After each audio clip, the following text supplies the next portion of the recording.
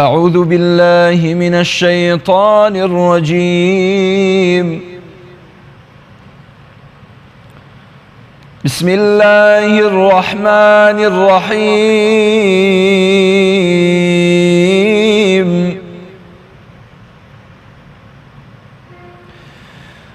أم حسبت أن أصحاب الكهف والرقيم كانوا من آياتنا عجبا إذ أوى الفتية إلى الكهف فقالوا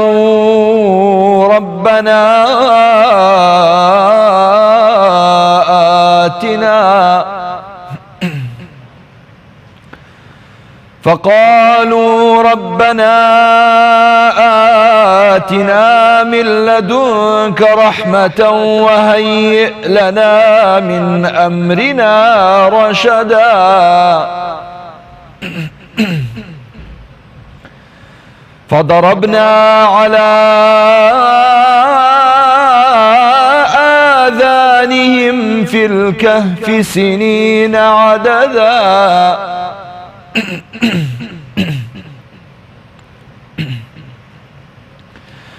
ثم بعثناهم لنعلم أي الحزبين أحصى لما لبثوا أمدا نحن نقص عليك نبأهم بالحق إنهم فتية آمنوا بربهم وزدناهم هدى وربطنا على قلوبهم إذ قاموا فقالوا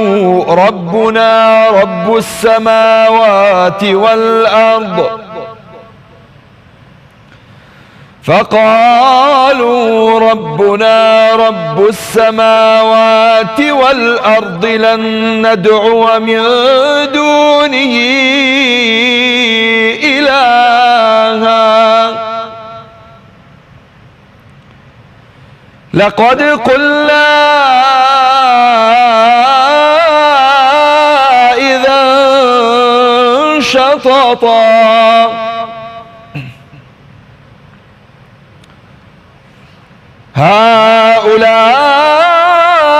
هؤلاء قوم اتخذوا من دونه آلهة لولا يأتون عليهم بسلطان بين فمن أظلم ممن افترى على الله كذبا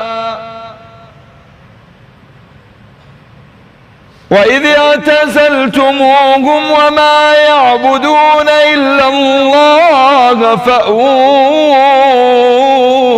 إلى الكهف ينشر لكم ربكم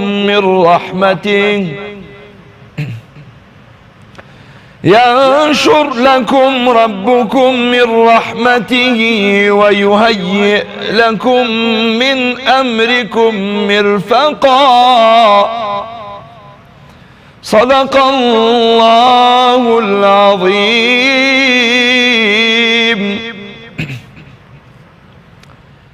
رمضان مانجه پیروزا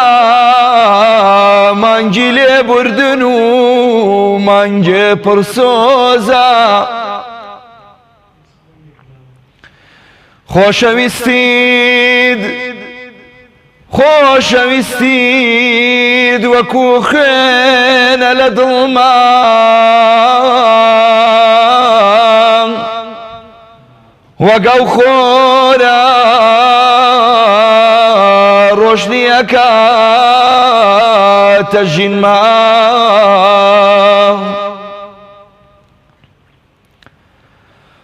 وقستير واسماني جوان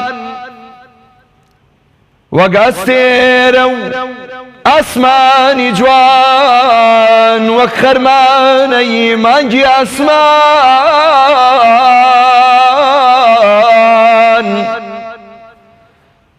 حزكم لقلتوب حزكم لقلتوب أي رمضان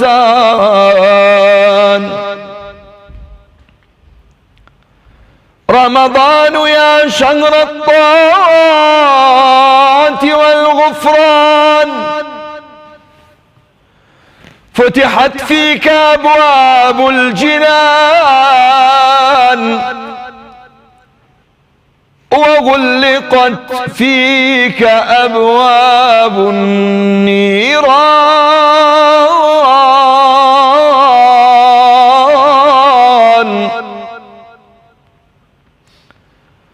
وصفدت الشياطين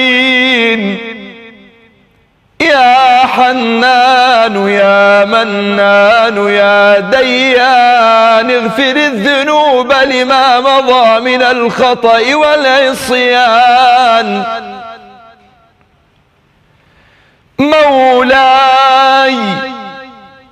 مولاي جئتك والذنوب كثيرة وطمعت فيك وأنت غاية مقصدي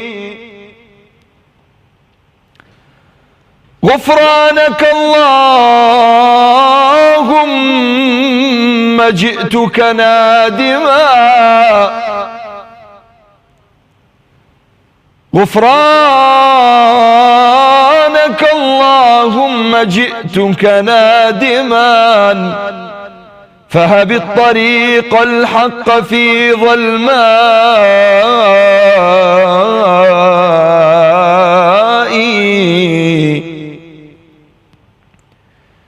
إن كنت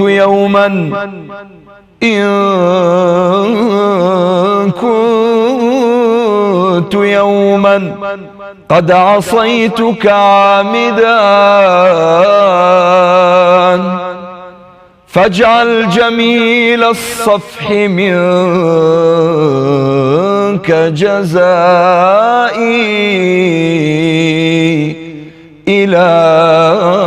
إلهي صل يا ربي وسلم على محمد خير نبي أرسلا صلوات ربي وسلامه عليه وسلم تسليما.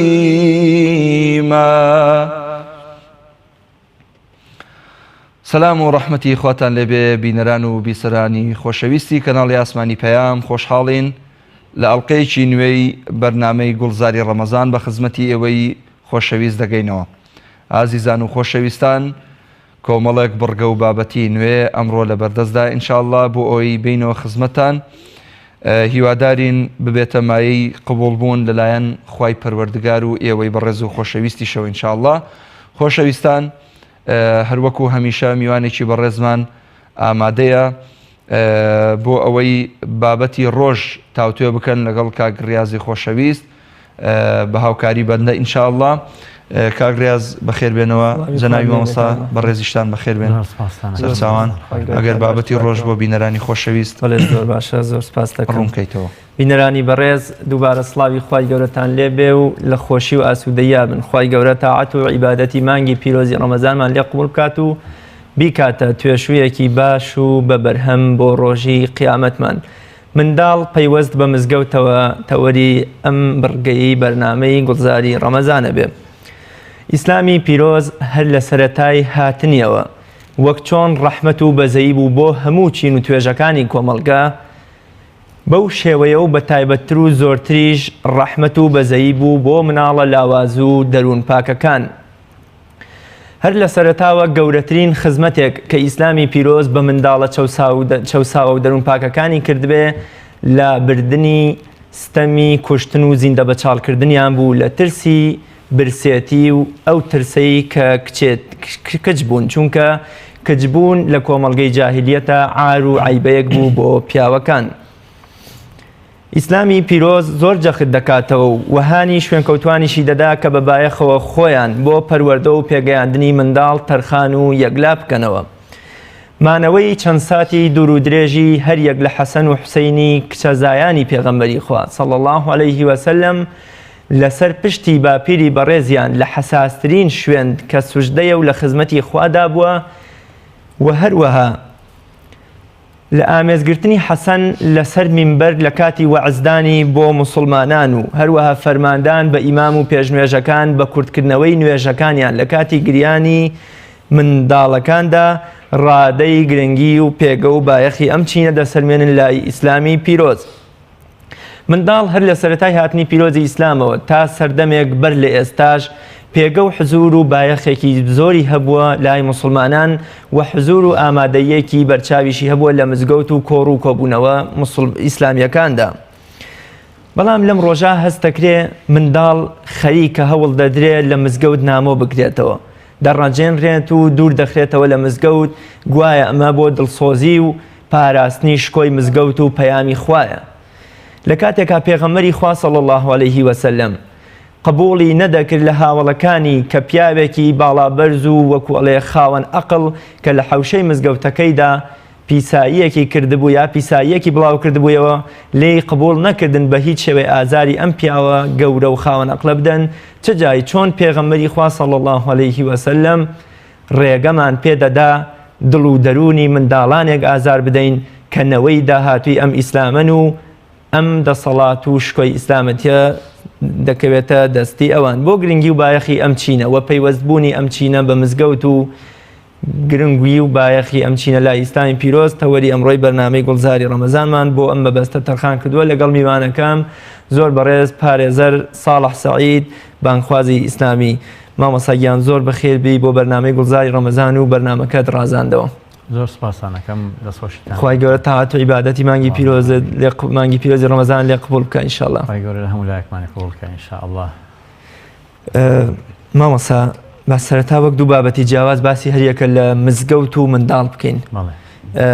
دواتر دێنە سەرەوەی کە ئەم دوانە چۆن پەیوەست دەبن بە یەکەوە. جەنابەت قسە لەسەر مناڵ چییە؟ چۆن پێناسەی مناڵەکەی؟ بەڵێ بە ناوی خوای بەخشندەی میهرەبان، درود و ڕەحمەت بەسەرگیانی پێغەمبەری ئیسلام و بەسەرگیانی یارانی و شوێنکەوتوانی بەگشتی. ڕێز سڵاو و حورمەتم بۆ جەنابتان هەیەەوە بۆ بیسەرانی بەڕێزی کەناڵی ئاسمانی پێیان. داواکارین لە خوای گەورە کە تاعات و عیبادەتی ئەم مانگە مبارەکە لە هەموو لایەکمان قبوڵ بکات. لە ڕەحمەتی دەشەوی یەکەم ئینشاءالله بێبەشی نەکردین و ئێستا لە ژێر چەتری مەغفیرەتی دەشەوی دووهەماین ئینشاءالله ئەو مەغفیرەتەش ئینشاءالله خوای گەورە بەنسبانی ئەکات. لە گوناهی مردوەکانیشمان خۆش و شیفای نەخۆشەکانی هەموو لایەکمان بدا ئینشاءالله. ئێمە کاتێ باسی مزگەوت دەکەین و باسی مناڵ ئەەکەین، طەبەن کە باسی مزگەوت هاتە پێشەوە هەموو چین و توێژەکان ئەبێ باسی بکرێت لەگەڵیا. کاتێکیش باسی مناڵ ئەکرێ ئیتر مانای وایە بریتێ لە ئەساس و بنچینەی کۆمەڵگە و داهاتووی کۆمەڵگە. مناڵ ینی ئەگەر بڵین بریتێ لە فریشتەی ماڵ، بریتێ لە فریشتەی کۆمەڵگە و بریتێ لە ئەمەل و هیوایە کە داهاتووی ئەو کۆمەڵگەیە نیشان ئەدات. چونکە هەر کۆمەڵگەیەک پیر بوو ئەو کۆمەڵگەیە بەرەو مردن و تیاچوون ئەڕوا. لە هەر کۆمەڵگەیە کە مناڵ بینرا، نەوەی نوێ بینرا، ماناوایە ئەو کۆمەڵگەیە گەنج و تازەیە و ڕۆژ لە دوای ڕۆژ بەرەو گەشەکردن و بەرەو پێشچوون ئەچێت. لەبەرەوە کاتێکە ئێمە باسی مناڵ بکەین ئەبێ ینی مناڵ لە ناو ژیان دەرنەکەین، ینی چونکە مناڵ و ژیان پەیوەستن بە یەکەوە، وەکو چۆن ئاو پێویستە بۆ ژیان، بوونی مناڵیش پێویستە بۆ بەردەوامی ژیان. چونکە مناڵ نیشانەی ئەوە ئەدات یامان پیشانەدات کە ژیان بەردەوامە. هەر کۆمەڵگەی بە کووتمان مناڵی تیانە بوو کۆمەڵگەکە پیر بووە. ئەو کۆمەڵگە ئەوروپیانێکی ئێستا هەمووی هاواریانە و چاوەڕی کۆچبەرانی ئێمە ئەکەن کە بڕۆن لەوێ ئەیدی عامی لە دروستکەن. ئەوە لەبەر ئەوەیە کە دیاردەی مناڵ بوونی نییە لەو کۆمەڵگەیە، بەڕاستی کۆمەڵگەکە بەرەو پیری ڕۆیشتووە. لەبەرەوە ئەگەر ئێمە تێبینی بکەین قورئانی پیرۆزیش لە باسی ینی هەر ناو ڕەحمی دایکەوە خوای گەورە باسی مەرحەلە و قۆناغەکانی گەشەکردن و پێگەیاندنی ئینسانەکات کە ثم يخرجكم طفلا يعني يا ثم نخرجكم طفلا بس صيغه للقرآن بيروزاتو معناها يعني هلا الآيات القرآنية خوي قبل باسي طفلي كدوا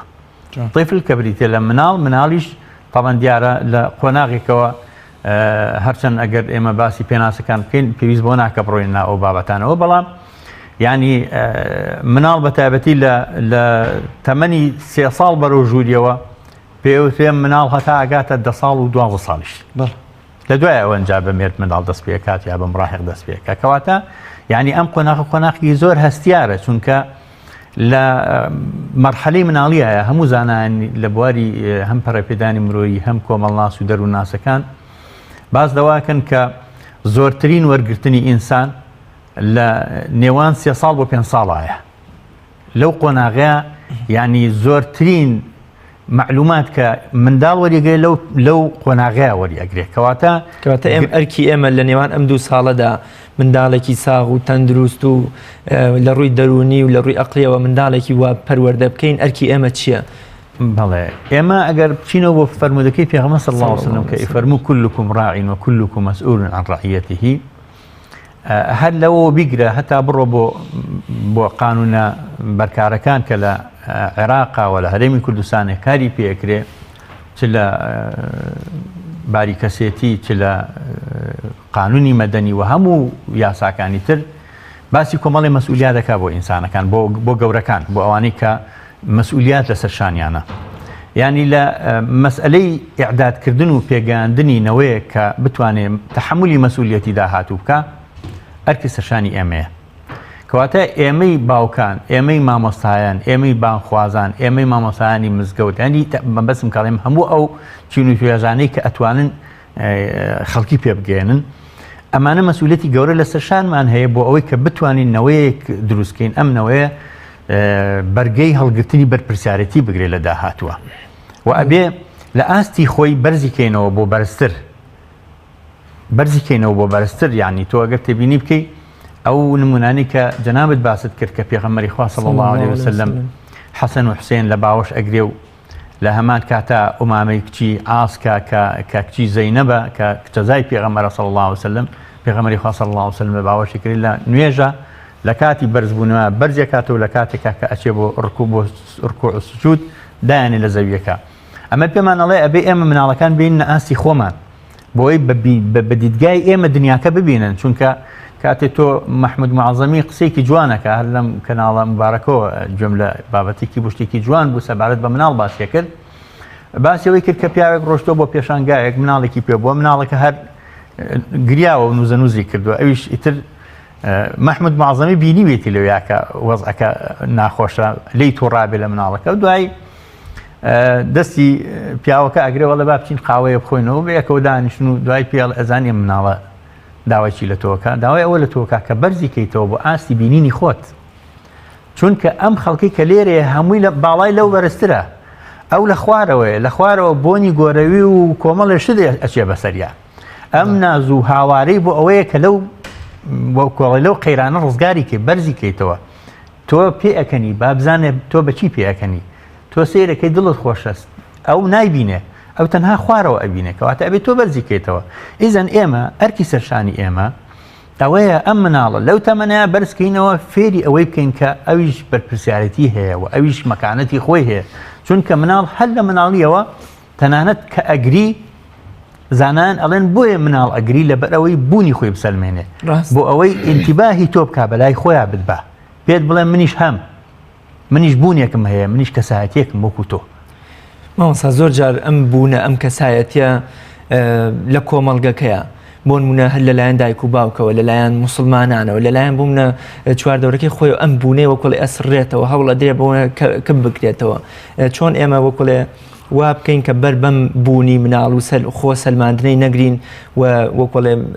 پەتی بۆ شلکەین و یان بە شێوازێک ڕێگەی بۆ ئاسانکەین هەتا بوونی خۆی ئەسەلمێنێ منداڵ ئێمە ئەگەر بڕۆینەوە بۆ مجتەمەعی نەبەوی بۆ لای پێغەمبەری خوا صلی الله علیه وسلم لەم مەجلیسێکا دانیشتووە و حەسەنە یا حوسێنە چێتە لای و باوەشی پیاکە و ماچێکە پیاوێک لەو لایەوەی پێڵەی پێغەمبەری خوا صلی الله علیه وسلم من دە مناڵم هێشتا دەمم بە ڕوومەتی یەکێکیانەوە نەناوە ڕاستە پێغەمبەری خوا صلی الله علیه وسلم فەرمووی چی بکەم خوای گەورە ڕەحمی لە دڵی تۆ دەرکرد بێ یا خۆت ڕەحم لە دڵتان نییە یعنی لێرەیە ئەمە ئەوەمان پێ ئەڵێ کە بەڕاستی ئەبێ ئێمە خۆمان و کۆمەڵگەکەمان لەو حاڵەتە ڕزگار بکەین ینی ئەوە ئەتوانی پێی بڵێن نەخۆشی ئەتوانی پێ بڵین ئەوە دەرگ نەکردنی ئەرک و واجباتی دایک و باوک و بەرپرسان و پەروەرشیاران سەبارەت بە مناڵ ئەگینا مناڵ ئەبێ وەکو وتمان ئەبێ بینیتە پێشەوە ئەبێ بیسەلمێنی پێغەمبەری خوا صلی الله علیه وسلم سەلامی لە مناڵ کردو پێغەمبەری خوا صلی الله علیه وسلم لە کۆڵانە بینیوەتی مناڵێک یاری ناکە ڕۆیشتۆ باوەشی پیا کردو هەڵی گرتو تۆ بۆ یاری ناکە بۆ سەرخۆشی لە یەکێک کە چۆلەکەکەی مردو بەڕاستی هەنی هەموو شتانە پێمانەڵێ کە ئەبێ ئێمە خۆمان لەم قەیرانە ڕزگار کەین نابێ مناڵ ینی فرامۆش بکرێت وەکو عەرزم کردن ینی کاتێک کە قورئان باسی ئەوەکە ینی جەنین مەسئولێتی ئینی خۆی هەیە چۆن بڵێ حەقی خۆی هەیە حەقی خۆی هەیە ینی شخصیەتی خۆی هەیە هەر لە قانونا شخصیەتی تایبەتی خۆی هەیە یعنی ئێمە دوو جۆر شخصیەتمان هەیە شخصیەتی ئەدامان هەیە کە ئەوە لە دوای وەکۆڵێ تەمەنی بلوغ و لە قۆناغێکەوە دەست پێکە زیاتر لە دوای 5 ساڵەوە ئەوە کە ئینسان ئەتوانێت ممارەسەی تیجارەت و کۆمەڵشتی تر بکە بەڵام شخصیەتێکی تر هەیە کە لە پێش ئەوایەکە ئەبێ یعنی دابینکردنی حەق و مافەکان بۆ ئەم کەسە مافی خۆی هەیە کە هەموو مافەکانی بۆ دابین کردێ بە تایبەتی لە قۆناغەکانی سەرەتایی تەمەنیانەکە لە تەمەنی 7 ساڵی وەکو عەرزماکردن ئێمە ئەگەر تێبینی بکەین بڕۆین بۆ لای دایکی محەممەد فاتح کە خی گەورە لیان ڕازی بێت کە شاری قوستانتینیە ڕزگار کردووە ئەڵێ مناڵەکەی پێ ئەگەیان هەموو جارێ پەروەردەی ئەکرد لە تەمەنی 6 ساڵ و 7 ساڵیە بوو دەستی ئەگرد ئەی بردە لای دەریاکەوە ئەو بەری دەریاکەی پیشاندا ئەیگو کوڕم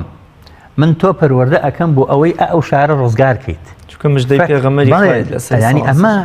ینی تەنانەت دوای ئەوەی کە محەممەد فاتح گەورە ئەبێ و ئەبێتە ینی تەمەنێکی بۆ کۆڵی گەنجێتی بۆ دروست ئەبێ خۆی ئەڵێ هەموو جارێ سواری ئەسپەکەم ئەبووم و ئەڕۆشتمە لای ئەو شوێنەی کە دایکم منی بۆ ئەبرد ئاوا دەستێکم بەرزەکردەوە ئەم گوت چاوەڕێم کە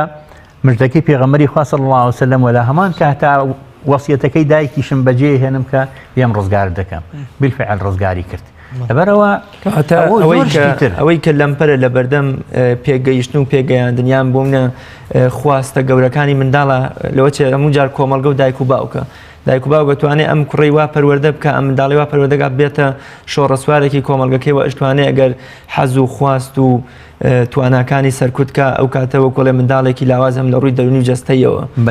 بەتاکید هەروەکو چۆن ئەڵێن لە پشتی هەموو پیاوێکی گەورەوە ژنێکی گەورە هەیە و بە پێچەوانەکەشیەوە هەیە لە پشتی هەموو مناڵێکی سەلار و گەورە و شکۆمەند دایک و باوکێکی پەروەرشیاری سەرکەوتوو هەیە ئەگەر دایک و باوکەکە گرنگی تەواو بە مناڵەکەیان بدەن ئەو کاتە ئەو مناڵێکە بێ هەست بە مەسئولیت ئەکا یعنی یەکێک لە نووسرە ئەمریکەکانە ئێستا لە ڕاستیە ناوەکەیم لە یاد نەماوە چونکە لە ئەو کتێبەیە کە ئێستا تۆ باوکی دا ئاماژەمان پێ کردووە کە یعنی ئەڵێ دایکم منی پێگەیان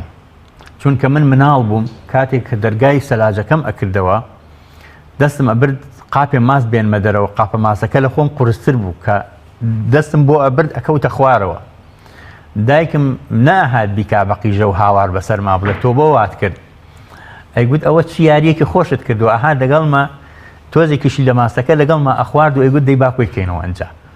کۆمانە کردەوە و ترس لە دڵی منا دروست نەبوو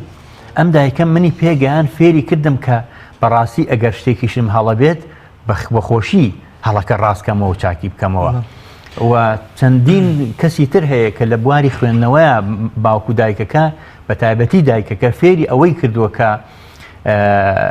هونەری خوێندنەوەی فێر ببێت ئەڵێ من دایکم فێری هونەری خوێندنەوەی کردم فێری ئەوەی کردم کە خوێندنەوە لەلام خۆشەویست بێت بۆیە بووم بە کەسێکی سەرکەوتوو لە ژیانما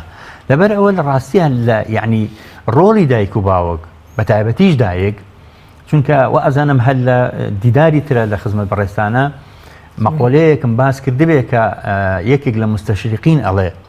ئاڵێ ئەگەر بتەوێ حەزارەتێک لە ناوبەریت ئەگەر بتەوێ ئومەتێک و میلەتێک کۆتایی پێبێنی لەسەر سێشت ئیش بکە. یەکەم لەسەر خێزان هەدمی ئوسرا،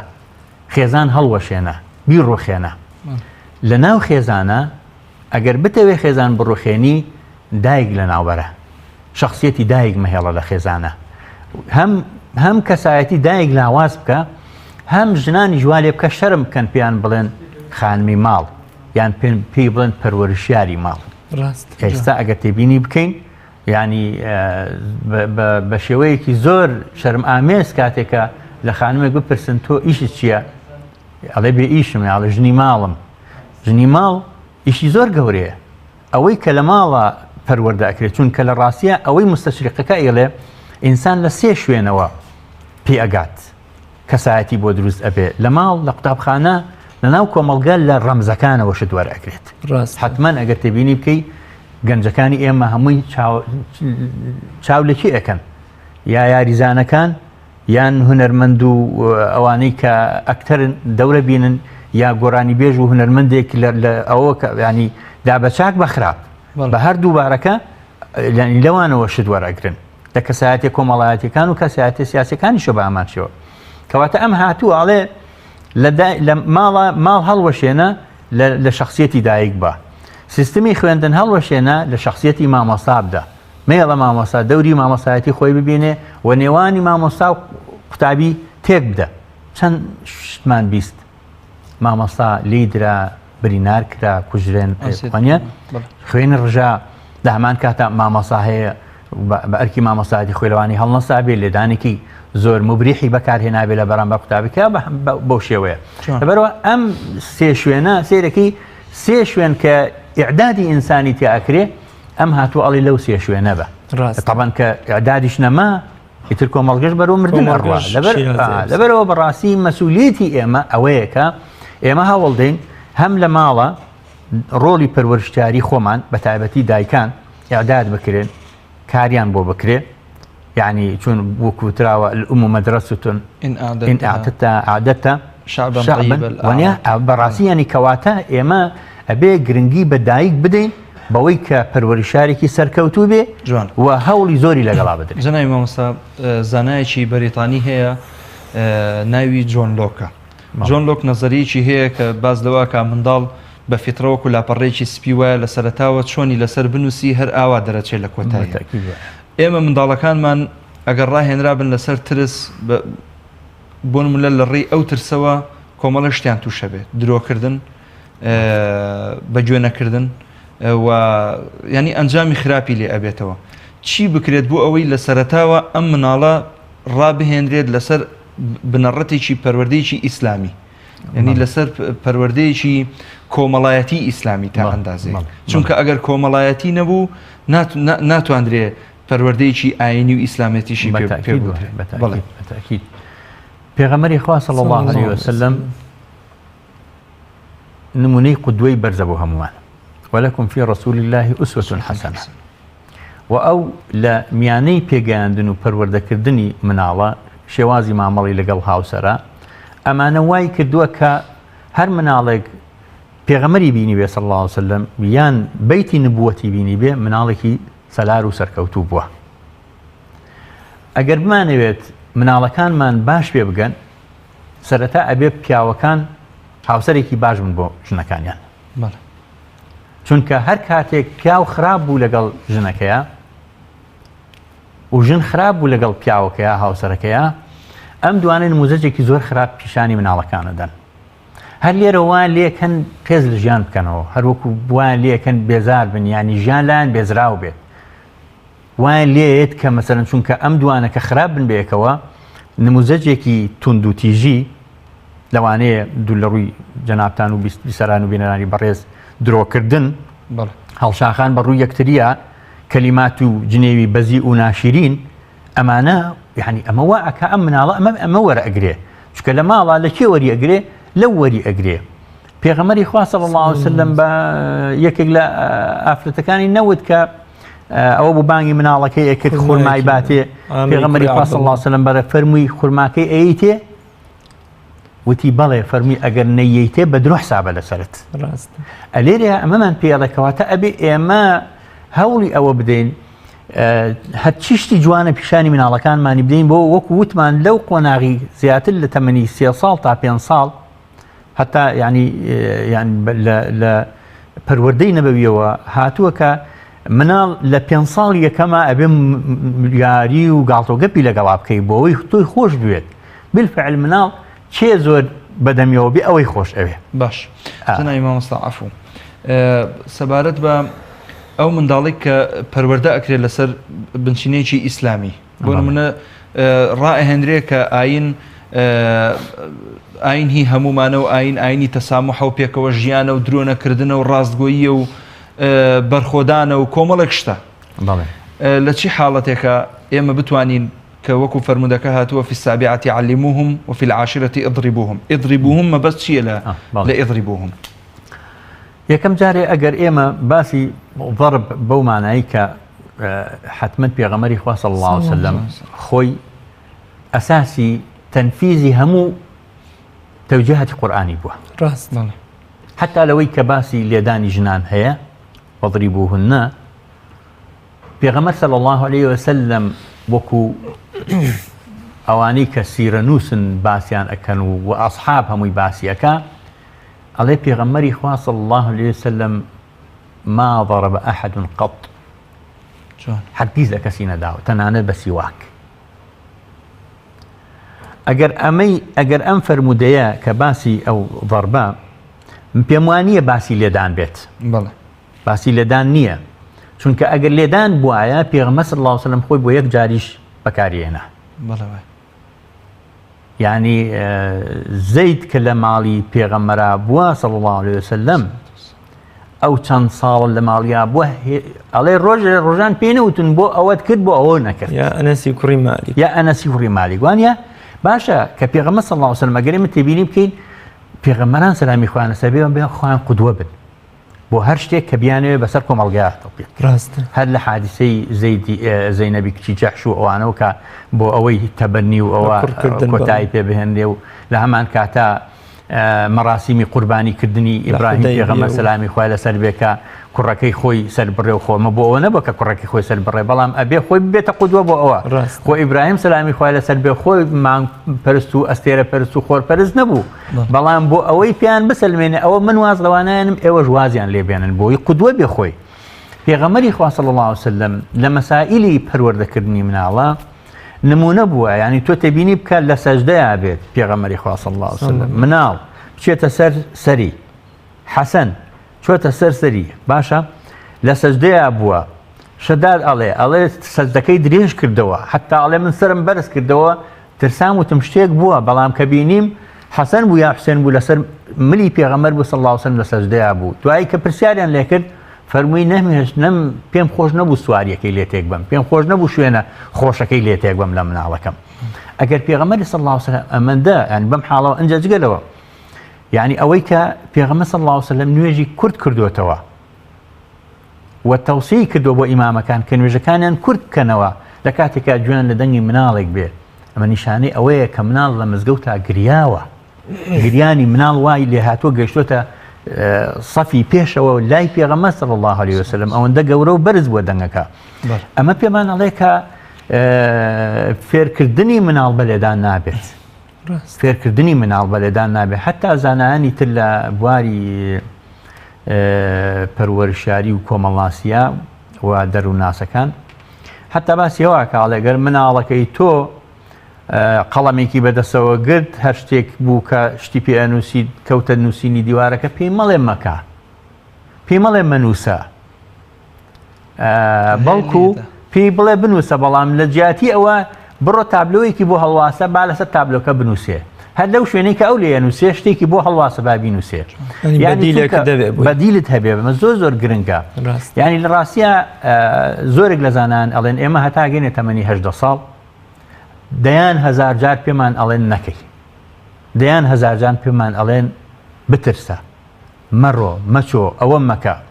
ئەگەر تێبینی بکەین مناڵ لە مناڵیان زۆر جەریئە ئێمە ئێستا خۆمان لەو تەمەنیا ترسێکمان هەیە چونکە لە مناڵیە ترسانویانی بە شەولەبان و بە کۆمەڵ لە شت ئێمان ئەترسان ئێستا یعنی مناڵ شتی زۆر بەسیط ئەترسێ بەڕاستی گەورەکان لێ ئەترسن وانە من وەکو خۆم یەکێکم لەوانەیە کە بەدەست شەولەبانەوە تا ئێستاش وەکو بووەتە مۆتەکەی بەسەرەوە نانە هەر بەجددی ینی کەواتە ئەمە پێمانەڵێ ئەبێ ئێمە قسەی خۆمان لەگەڵ مناڵەکانمانە بگۆڕین ینی چونکە خۆشمان هێشتا ئەو ترسەمان ماوە هێشتا ناتوانین ترسە لە مناڵەکانی خۆمانە نەیەڵین و نێڵین تووشی ترس ببن لە بارانجا قسەکەی ببوورە جاک کانفیلد لە بنەماکانی سەرکەوتنە ئەڵێ زۆرترین کاریگەری لەسەر کەسایەتی ئێمە پەروەردەی مناڵیمانە وامان لێ ئەکا کەسێکی سەرکەوتوو نەبین کەسێک بین ترسنۆک بین کەسێک بین هەمیشە لە مەسئولیت ڕابکەین نەتوانین ئەوە بکەین دکتۆر محەممەد تکریتی کتێبێکی هەیە کە ئافاقون بلا حدود ئەڵێ گەنجەکات بۆ لام لە بەریتانیا گەنجەکە هەدی تەواو کردبوو و بەڵکو بەرەو سەرتریش ئەڕۆیشت هەرچیم لێ ئەپرسێ گو نازانم تم بۆ نازانی وتی وەڵی مامۆستا باوکم وای لێ کردو دەستم بۆ هەرچی ئەبرد ئەیگون نەکەی نەیە هێش دەست بۆ هیچ شتێک بەرم ئێستا ئەگەر تۆ پێم بڵێ پلایس چییە نازانم پێم بڵێ چۆن بڵێ ینی ئەو ئالەتانەی تر چەکوشێکم بۆ بێنن نازان ناوی چەکوش چیە چونکە ئەو منی ینی چۆن حەسری کردبووم نەیە هێشت حرەکەتێکم هەبێ ئەبەرەوە بەڕاستی ئەمە وامان لێ ئەکا کە مناڵی ئێمە تووشی هەرچێک بێ ئێمە مەسئولین لێ زۆر باش ماوەسەیان بە پێی بۆ چوونی کۆمەڵناس و دەروونناسەکان مناڵ هەموو ڕەگەز و کۆڵێ خواست و حەزە ئینسانیەکانی ناکرێ بۆ نمونە وا بزانین تەماح و داوای نییە چۆن ئەو تەماحەی منداڵ بگوازینەوە بۆ مزگەوت یان مزگەوت بکەینە پێگە و منزڵێک کە منداڵ بتوانێت حەز و خواست و تەماحە منداڵانەکەی خۆی تێدا خاڵی بکاتەوە تێدا پراکتیکیان بکە طبعا مناڵ ئێمە مادام لە کۆمەڵگەیەکی مسلمان نشینین و ئێمە خۆمان مسلمانین ئەگەر تێبینی بکەین کاتێک ئێمە نوێژەکەین مناڵەکانمان دێ لە پاڵمانە نوێژەکات بەڵێ هەر لەمەوە ئەم مناڵە حەز و خولیای فێربوونی نوێژ و ئەوەی بۆ دروست ئەبێت جگەلەوەی کە فەرمودەکەی پێغەمبەر صلی الله علیه و سلم فەرمی كل مولود يولد على الفطرة هەر ئەم مناڵە ئەگەر یعنی هەر ئینسانەکان بە شێوەیەکی گشتی ئەوەی لە ئەوروپاش یعنی لەدایکە بێ ئەگەر لیان بگەڕێن کۆمەڵگە لی بگەڕێ دەوروبەر وازی لێ بهێنێ ئەم مناڵێک دەرەچێت کە ئیمانی بەخوا هەیە لەبەرەوە ینی حەز و خۆشەویستی بۆ خاڵقێکەیە کە دروستی کردووە بەدی هێناوە ئێمە ئەم مناڵانە ئەبێ بەڕاستی وا لێ بکەین خۆشەویستی مزگەوتیان لا دروست بێ ئەگەر تێبینی بکەین ئێمە هەروەکو چۆن لە ماڵە ڕەوشت و ئاکاری ئێمەوە ئەکا مناڵەکان مالووا لێ بکا کە شتی خراپ فێر ببن شتی نابەجێ فێر ببن ئەو مناڵی کە تووشی دزی بوو لەسەر قسەیەکی دایکەکەی و دوایی فەرمانی لە سێدارەدانی بۆ دەرچوو دوایی داوای کرد کە زمانی دایکی ماچکا دوایی زمانی دایکی قەتان چونکی وتی ئەو زمانە منی گەیانە ئەم ڕۆژێکە من لە سێدارە بدرێم و چەندین کەسی تر کە ئێستا یعنی حتا دراسات مامۆسانی بەڕێز دراسات لە ئێستا کە باسی علمی ئیجرام و عقاب ئەکرێت دراسەی ینی مەیدانی هەیە و توێژینەوەی زۆر چڕوپڕ هەیە لەسەر ئەوەی کە ئەوانەی تووشی تلیاک و تووشی مادە هۆشبەرەکان و ئالەودە بوون بە جگەرە کێشان و بە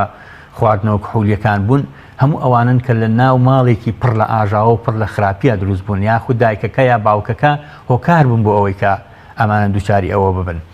یەک شتێکی تر کە لێرە ئەمە ببەستینەوە جارێکتر بە مزگەوتەوە کە جەنابەت باسی مزگەوتە کرد لە ساڵەکانی حەفتاکانە گەنجێک بە قات و بیجامە ئەڕوا بۆ مزگەوت یعنی ئێستا من ناوی گەنجەکەم لایەوە ناوی مامۆساکەشم لایە کە بۆیان باس کردو مامۆساکە گەنجەکە دەرەکاتە دەرەوە بۆچی بە بیجامەوە هاتووی بە مزگەوت دەکاتێکا سەحابەی پێغەمبەری خوا هەبووە ئەڵێ ئەوەندە قماشەکەی کەم و بچووک بوو تەنها عەورەتی خۆی تێدا ئەپۆشی بە تاکید ئەگەرەوە کەسێکی شەرع نەزان بی وتایە بە هەر حاڵ بەزیانی مامۆسای گەمەی کرد طبعا ئەو گەنجە کە لە مزگەوت چووە دەرەوە ئیتر جارێکی تر نەگەڕایەوە مزگەوت ڕاستە جارێکی تر ڕووی لە مزگەوت نەکردەوە ئێستا فکرەیەکی چەپی هەڵگرتو ئەو گەنجە معنای وایە ئێستا طبعا تەمەنی لەوانەیە لە 6 ساڵ بەرەو ژوورە بۆ 7 ساڵ ئەبێ ئێستا نازانم جاماوە لە حەفتاکانە گەنج بەڵێ طبعا معنای وایە ئەگەر ئێمە تێبینی بکەین ئەمە مەسئولیەتە ئەگەر ئێمە يعني خواهي قوري القرآن في المعنى ربنا لا تجعلنا فتنة للذين كفروا وكافريش خواهي إما نكيت معي فتنة وكافر يعني شي يعني كافر بهوي إما وكافر تر نبي ديني لا قيزون نبي لا ناشرين نبي مزقوتي لا ناشرين نبي لا نبي زري بلكو بهوي إما وخلق بيته مزقوته كاتك بيغمس صلى الله عليه وسلم فرمي لا يهدي الله بك رجلا واحدا خير لك من الدنيا وما فيها معناه ويا اگر بهوی ئێمەوە کەسێکیش لە مزگەوت دوور خرێتەوە لە دینەوە دوور خرێت زۆر خەتەرە ترسناکەمە ترسیە بۆ قیامەت و بۆ دنیای خۆشمان بەڕاستی ئەی ئەگەر مناڵ لە مزگەوت دوور خرێتەوە ئەی ئەگەر ئێمە مناڵ یعنی حەزی ناو مزگەوتی بۆ دروست نەکەین لە کەنیسەکانی ئەوروپا و شوێنەکانی ترە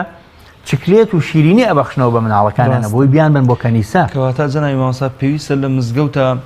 هەموو وەسیلەیەک هەبێ بۆ ئەوەی مناڵ بەرەو پێش ببا و عەقڵی مناڵ فراوان بکە بۆ نمونە یانەی وەرزشی بێ بۆ نمونە مەسبەح بێ بۆ نمونە ئەم شتانە یعنی تا ئەندازەیەک با بڵێ نەشتیشەیە کە پێغەمبەری خوا صلی الله علیه و سلم شانی داداوە بۆی خاتو عایشە سەیری ڕمبازی و شمشێربازی حەبەشیەکان نێو مزگەوتە بەتاکید ئەمە خۆ گەنج بوون ینی زۆر کێشەیەکی تیان ئەگەر لە مزگەوتە شوێنێک بۆ یاریکردنی مناڵ بۆ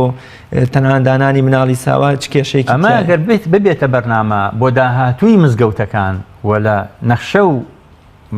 وەکڵێ نەخشە ڕێژی مزگەوتەکانە کە دروست ئەکرێن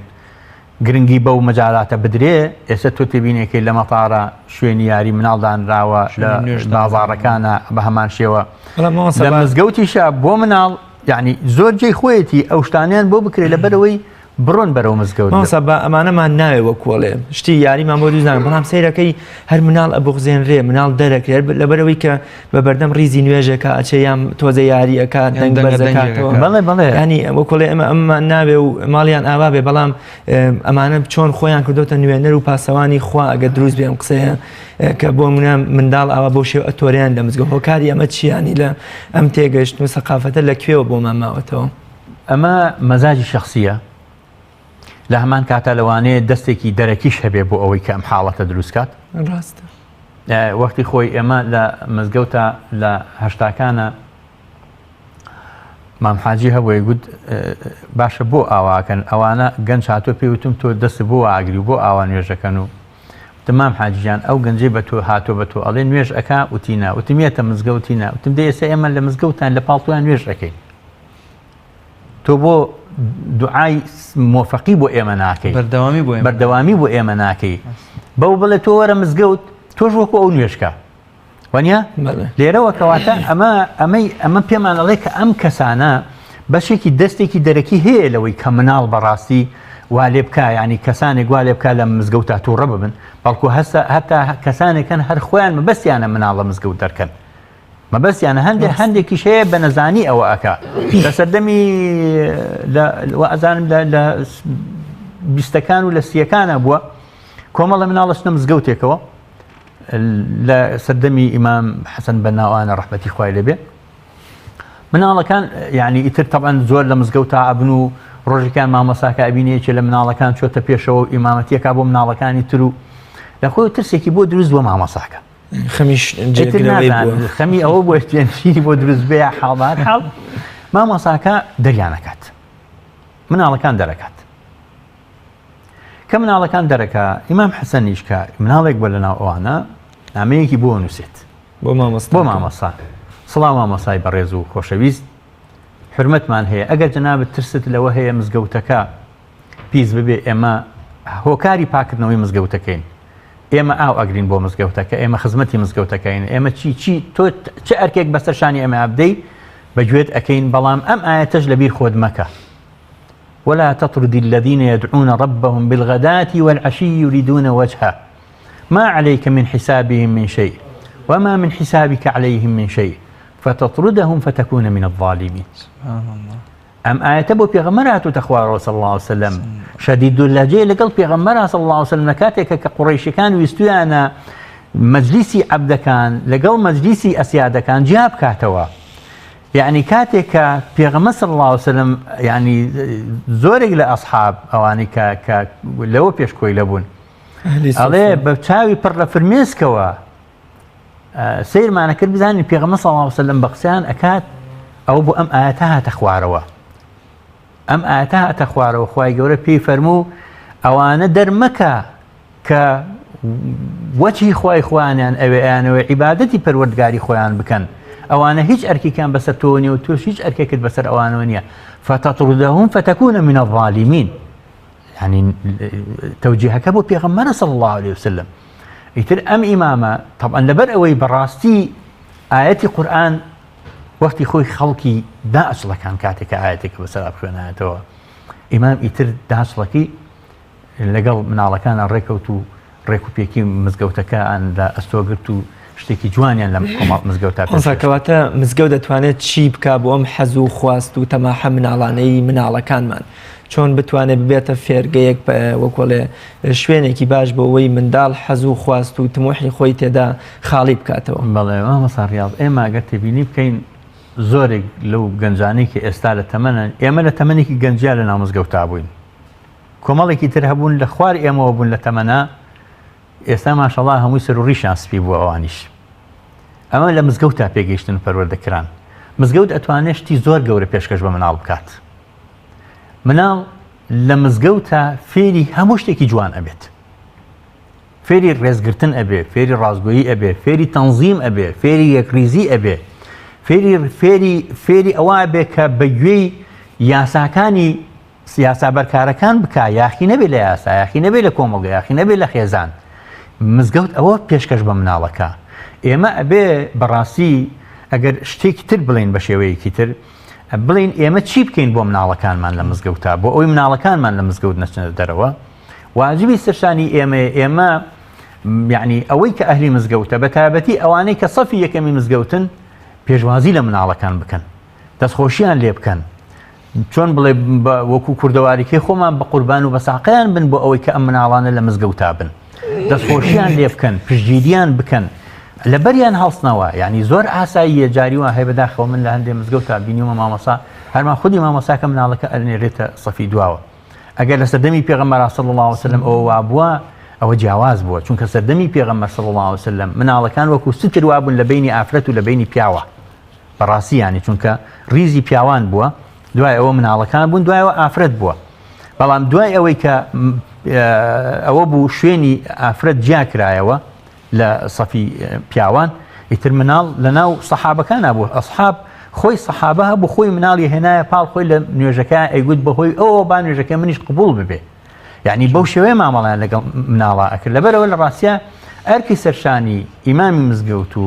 نوێشخوێنانی مزگەوتە کە ئەوە یعنی بە ڕەحابەتی سەدرەوە بە سنگێکی فراوانەوە بە مەحەبەت و خۆشەویستیەوە پێشوازی لە مناڵەکان بکەین بێزار نەبین لەوەی بخیژێنن بێزار نەبین لەوەی بگرین پێزار نەبین لەوەی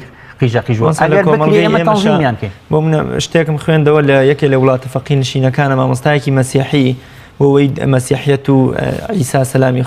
خوای لێبێ خۆشەویست کا لای قوتابیەکان دەڵێ پاش کەمێکی تر تورەکەیک لەلایەن محەممەدی پێغەمبەری ئیسلام ساسەم ئێت بۆتان کە ئەیکەنەوە هەمووی خاڵیە هیچی تیانە بەڵام لە سەرەی سەیدنا عیسا سەلامی خوای لێبێ سەرەکە پڕە لە میوە و سێ و ئابەم شێوە و کوڵی خۆشەویست لە کۆمەڵگەی ئێمەشە هەمیشە بە مزگەوت دەڵێن ماڵی خوا مناڵ کە ئەم دەستەواژەیەک بێت لێ ئەبێ لەوە چێ خۆشەویستیەکی ئەبێ حەز بکە بڕوا بۆ ماڵی خوایانی لەوە چێ لە ماڵی خۆیان بێزار بێ ئەم جەوی ماڵەوە فراهم نەهێنرابێ لەلایەن دایک و باوکو هەمیشە قڕە و ئاژا و ئەم شتانە هەبێ پێی خۆشە بچێ بۆ ماڵی خوا بەڵام سێرەکەی ئەگەر لە ماڵی خواشە بچە و سێنرێتەوە دەربکرێ ئیتر ئەم مناڵە بۆ کۆڵێ چ مەسیر و داهاتوویەک چاوەڕێیەکە والله طبعا وەکو هەر لەو نمونەیە باسم کردیانی ئەو مناڵەت کە دەری ئەەکەی بۆ کوێ ئەڕوا وانە بەدیل هەیە بەدیل حازرە بەدیلی زۆر هەیە هزار تو لە ڕێیتانی زۆر خەڵک هەیە لە بەردەرگا مزگەوتەکە وەسا بۆی مناڵەکە ببات ئەی با بۆ شتی تر ئەی با بۆ ئەیکا بە شەبەکەیەکی ئێرهابیە ئەیکا بە شەبەکەیەکی وەکۆڵێ مادەی هۆشبەرە ینی ئێستا مادەی هۆشبەر هەڕەشە لە کۆمەڵگەی ئێماکە یعنی بەڕاستی بەجددیانی هەم لە بواری کۆمەڵایەتی و لە بواری ئاساییشە کاتێک کە ئێمە قسەیەک یانی یا تەوسیەیەک یان پێشنیارێک بۆ بەرپرسانی حکوومەتی هەرێم و وڵاتەکە خۆمان بکەین بەڕاستی ئەگەر ئەیانەوێت کۆمەڵگەکەمان کۆمەڵگەیەکی پڕ لە ئاسایش و هێمن بێت و ئارامی بێت ئەبێ هەوڵ بدەن ڕۆڵی مزگەوت زیاد بکەن ڕۆڵی مزگەوت لە پەروەردەکردنی مناڵەکانە بەهێز بکەن مناڵ شێری ئەوە بکەن مامۆستا لە نەوەتەکانە بوو ئاهەنگێکی یادی مەولودی پێغەمبەر صلی الله علیه و سلم هەبوو لە مزگەوتی خانەقە لە کاتی ئەوەیە بوو بانگەوازێکیان کردوتیان ئەوە مناڵێک کە گوڵە بەڕۆژەی فرۆشتووە دووسێ دەفتەر دۆلاری دۆزیوەتەوە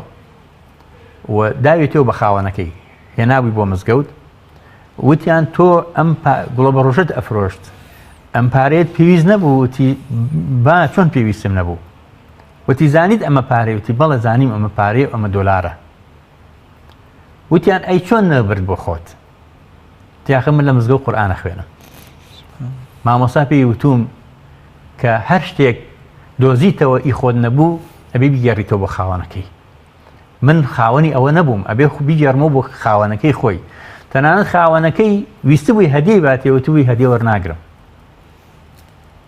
یعنی لە ڕاستیە ئەوەی کە لە مزگەوتە پێ ئەگا بڕۆ بۆ سجنەکان کام سجن لەو سجنانەی کە هەیە مەگەر بەستەم سجن کرابێک گەنجێک کە ئەهلی مزگەوت بێ ئەگینا هیچ کەسێک نییە لە ئەهلی مزگەوت لەسەر مادەی هۆشبەر لەسەر دزی لەسەر احتیال لەسەر ئەو مادانەی کە زۆرترین شتی لەسەرە بەڕاستی یعنی قەزای ئەخلاقی لە هیچ شتێک لەوانە ینی کەسێک نە لە نەوجەوانان نە لە سجنەکانی ترا کەسێک نابینیتەوە چەند کاتی بەرنامەکەمان مامۆستا من وەکو کۆتا پرسیاری خۆم نازانم کاک محمەدیش دوای پرسیاریە بێ چۆن وا بکەین منداڵ مزگەوتی خۆش بێت و هەر لە سەرەتای تەمەنیەوە لەوە تێبگا کە ئەمە یەکێکە لە شوێنە زۆر گرنگەکانی قۆناغی ژیانی و پێویستە بۆ سەرجەم قۆناغەکانی ژیانی بۆی بگەڕێتەوە و باشترین و بە سووترین فێرگەژە بێت لە ژیانیە بەڵێ وەڵاهی ئێمە ئەبێ یەکەم جارێ بەنسبەت دایک و باوکەکانەوە ئەبێ باوکەکان مناڵەکانی خۆیان لەگەڵ خۆیان بەرن بۆ مزگەوت ئەمە کە زۆر گرنگە بۆ ئەوەی کە لە مزگەوتە ینی سیمای جوانی نوێش خوێنان و مزگەوت ببینێ دووهەم لە قورئانە کە خۆی گەورە ئەفەرمێ بەنی ئادەمە خذوا زینەتەکم عند كل مسجد ئەم زینەیە زینەی تەنها جلوبەرگ نییە زینەی ئەخلاقە زینەی ئادابە زینەی سلووکە زینەی هەڵسوکەوتی جوانە لەگەڵ نیش خوێنەکانە یعنی پێغەمبەرمان صلی الله علیه و سلم فێرمانەکە نابێ پیاز بخۆن نابێ سیر بخۆن کە چوون بۆ مزگەوت حتى ئەو فەرمودەیەی کە باسی ئەوە ئەکا کە پێغەمبەر صلی الله علیه و سلم فەرموویەتی لە خەلوف و فم الصائم أطيب عند الله من ريح المسك ئەمە باسەکە لە ئەوە نییە کە کەسێک نانی خواردووە پارشێوی کردووە دەمودانی نەشۆردووە پاکی نەکردووە پیازی خواردووە سیری خواردووە احتیمام بە نەزافەتی ناودەمودانی نادات لەم لاوە سیرەکەی بۆنێکی ناخۆش فڕێ ئەداتە دەرەوە خەڵکی پێ بێزارەکە ئەمە بەڕاستی ئەمە ئەو فەرمودە ئەوە ناگرێتەوە کەواتە ینی بۆ ئەوەی مناڵ خۆشەویستکەین ئێستا مناڵێت تۆ لە باوەشی بگری ئەگەر بۆنە لێبێ لاچ لەلات بەڕاستی مانای وایە کەواتە ئەبێ ئێمە بۆنی جوانی ئەخلاقیمان ئاداب و سلوکمان ڕەوشت و هەڵسوکەوتمان لەگەڵ مناڵانی مزگەوتە ئەبێ ئەهلی مزگەوت و ئیمامی مزگەوت و نوێشخوێنانی مزگەوت و دایک و باوکیش ئەبێ هەمومان هەوڵ بدەین مزگەوت لای مناڵ خۆشەویستکەین بۆ ئەوەی مناڵ لە داهاتووە خۆی لە مزگەوتە ببینێت دەستەکانت خۆش بێت جەنابی مامۆستا دەستی تۆش خۆش بکە بەڵێ بینەرانی بەڕێز و خۆشەویست هاتینە کۆتایی بڕگەی بابەتی ڕۆژ کە باسی تەوەرەکەمان باز لە مناڵ و پەیوەست بە مزگەوتەوە دەکات باسمان لێوە کرد و کۆمەڵێک بابەتی خستە ڕوو جەنابی مامۆستا ساڵح سعید بە سوپاسەوە کە لێرە ئامادە بوو هیوای تەندروستێکی باشی بۆ خوازین و بەردەوام بێت ئینشاءالله سوپاس بۆ ئێوەش کە بینەرمان بوون لە تەوەری بەرنامەی بابەتی ڕۆژ لە بەرنامەی گوڵزاری ڕەمەزان پاش ناوبڕێک ئینشاءالله دێنەوە خزمەتان بۆ پێشکەشکردنی پێشبڕکێی قورئانی پیرۆست لەگەڵمان بن.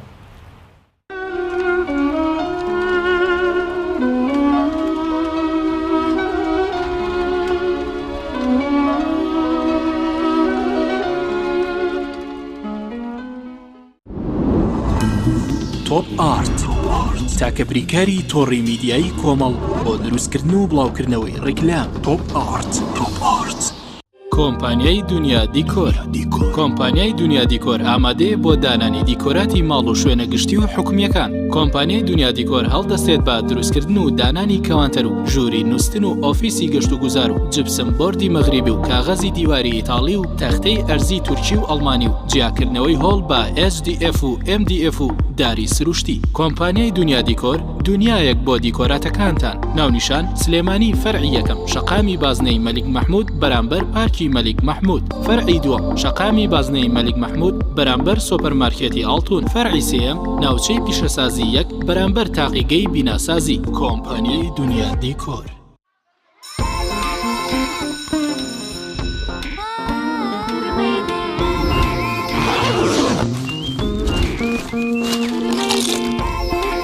خرمەی دێ واردن بێت و خرمەی بێت. ئۆ خەیارە نا خرمەی دێ گێدەرە گێدەر خرمەی دێ نانی تێریە میزەڵانە لوسی ئاشکرای کاودێ تربێ دەرکێنا خرمەی دێ لوسی بخۆشان هەڵتەکێنا خرمەی خۆشە و تەمی خۆشە و بۆنی خۆش جبسی لوسیم زۆر کڕێوە بەشی تۆ خرمەی دێ خرمەیە جبسی لوسی. کۆمپانیای سەمە سومر.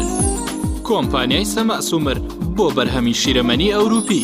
کۆمپانیای سەمە سومر تاکە بریکاری باوەڕپێکراوی شیرەمەنی ئەوروپیە لە سلێمانی بۆ سەرجەم مارکەکانی ڕۆنا و IBC بە تام و تەندروست. یەکجار تاقی بکەرەوە بۆ هەمیشە بێتە هاوڕێی خوانەکانتان. ناونیشان سلێمانی تەنیژ مزگەوتی گەورە. کۆمپانیای سەمە سومر.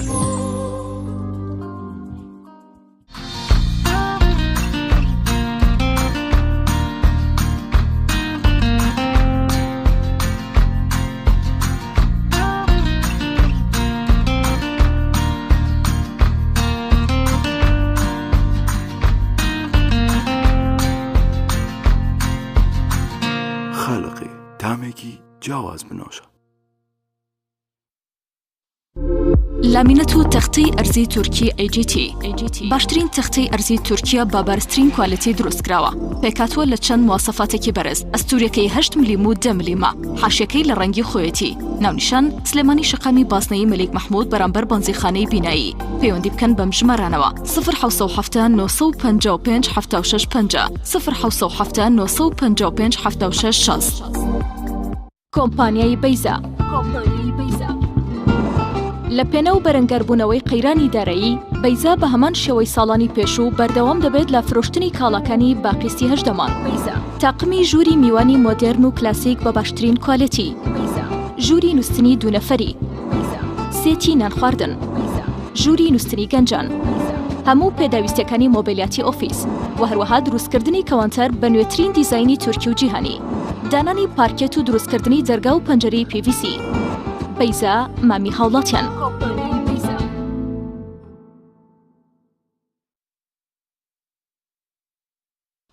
پاکەرەوەی ڤەتەن. پاکەرەوەی ڤەتەن بۆ پاکردنەوەی قاپ، کەفێکی زۆر و بۆنێکی خۆش، خاوێنکردنەوەیکی تەندروست. تایبەتمەندی پاکەرەوەی ڤەتەن یەک دانە لە ڤەتەن بەرامبەر 3 دانێ لە پاکەرەوەکانی تر. پاکەرەوەی ڤەتەن بۆ پاکردنەوەی مافور و فەرش و مۆکێت دوای خاوێنکردنەوەی بە گەسکی کارەبای. ڤەتەن گشت لە کەوپیسی چەوریەک لا ئەدات و نوێ ئەکاتەوە. بۆ ئەم بەهارە با جلوبەرگەکەت بە پاکەرەوەی ڤەتەن نەرم و بۆن خۆش بکرێت تا جیاواز بیت. خانمی بەڕێز بۆ ڕیمەجاری هەراسانی کردویت لە جیران پاکەرەوەی ڤەتەن بە دڵنیایی بەکاربێنن. قەنەفە و مێز و کورسی و گشت پێداویستەکانی ناوماڵ بە پاکەرەوەی ڤەتەن پاچیان بکەرەوە. بۆ یەکەم جار لە کوردستان و عێراق فاسی ڤەتەن بە بۆنی خۆش گەیشت. بۆ ئەوەی جلوبەرگەکانت بێ لەکە و هەمیشە پاک بێت فاسی ڤەتەن بەکاربهێنە. پاکەرەوەی ڤەتەن بۆ خاوێنکردنەوە و لادانی چەوری سەرتەباغەکانتان کە هەمیشە جوان و تەندروست دەبێت. پاکەرەوەی ڤەتەن بۆ خاوێنکردنەوە و لادانی کلسی کتری و چادان و مەخسەل و بانیۆ کە خەونی زۆری ئافرەتان بوو. ئامەشمان چارەسەر کرد بە مارکەی ڤەتەن.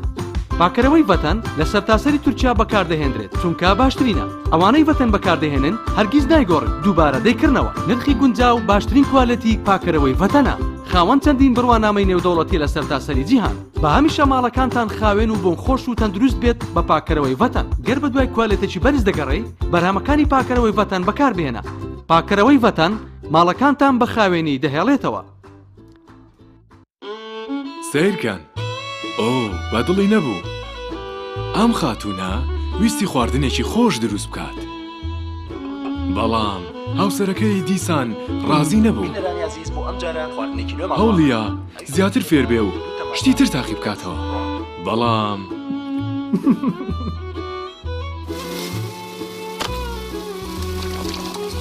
دڵنیا بووم جارە خواردنەکەی خۆش دەرەچێت ڕێگای زۆری تاقی کردەوە و سوودی نەبوو تا لە ڕیستۆرانتەکەی شێفکاوە نانیان خوارد و سەرسام بوون بە خواردنەکانی پرسیاریان لێ کرد سەرچاوی ئەم تام و چێژە چییە؟ ئەویش بانگی کردن بۆ چێشخانەکەی خۆی و بەرهەمەکانی ئەسپی ڕەشی پێ ناساندی ئەو زۆر گرنگی بە کوالیتی خواردنەکانی ئەدات و هەر بۆیە پێی وتن بەرهەمەکانی ئەسپی ڕەش بەکاردێنم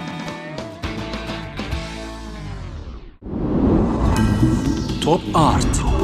تاکە بریکاری تۆڕی میدیایی کۆمەڵ بۆ دروستکردن و بڵاوکردنەوەی ڕیکلام تۆپ ئارت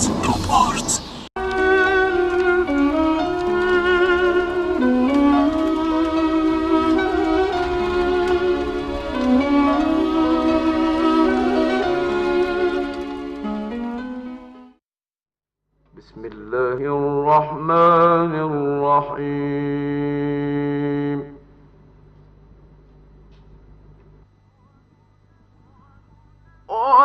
وننزل من القرآن ما هو شفاء ورحمة للمؤمنين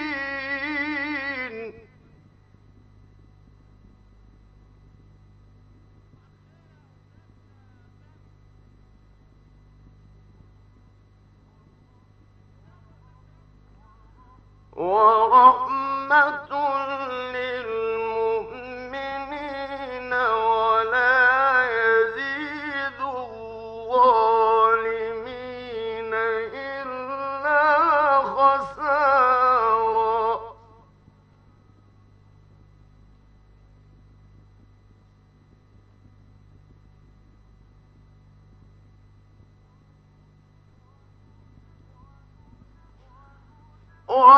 وننزل من القرآن ما هو شفاء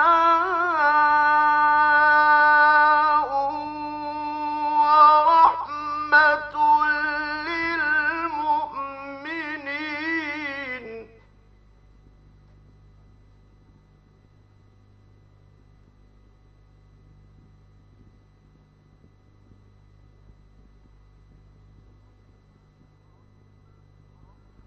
ورحمة للمؤمنين ولا يزيد الظالمين إلا خسارا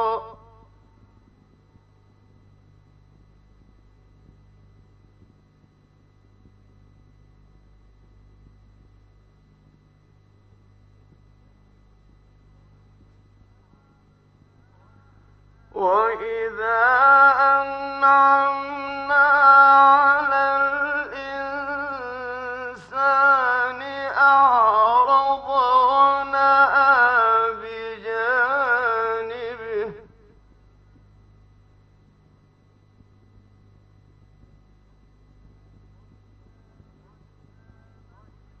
وإذا مسه الشر كان يئوسا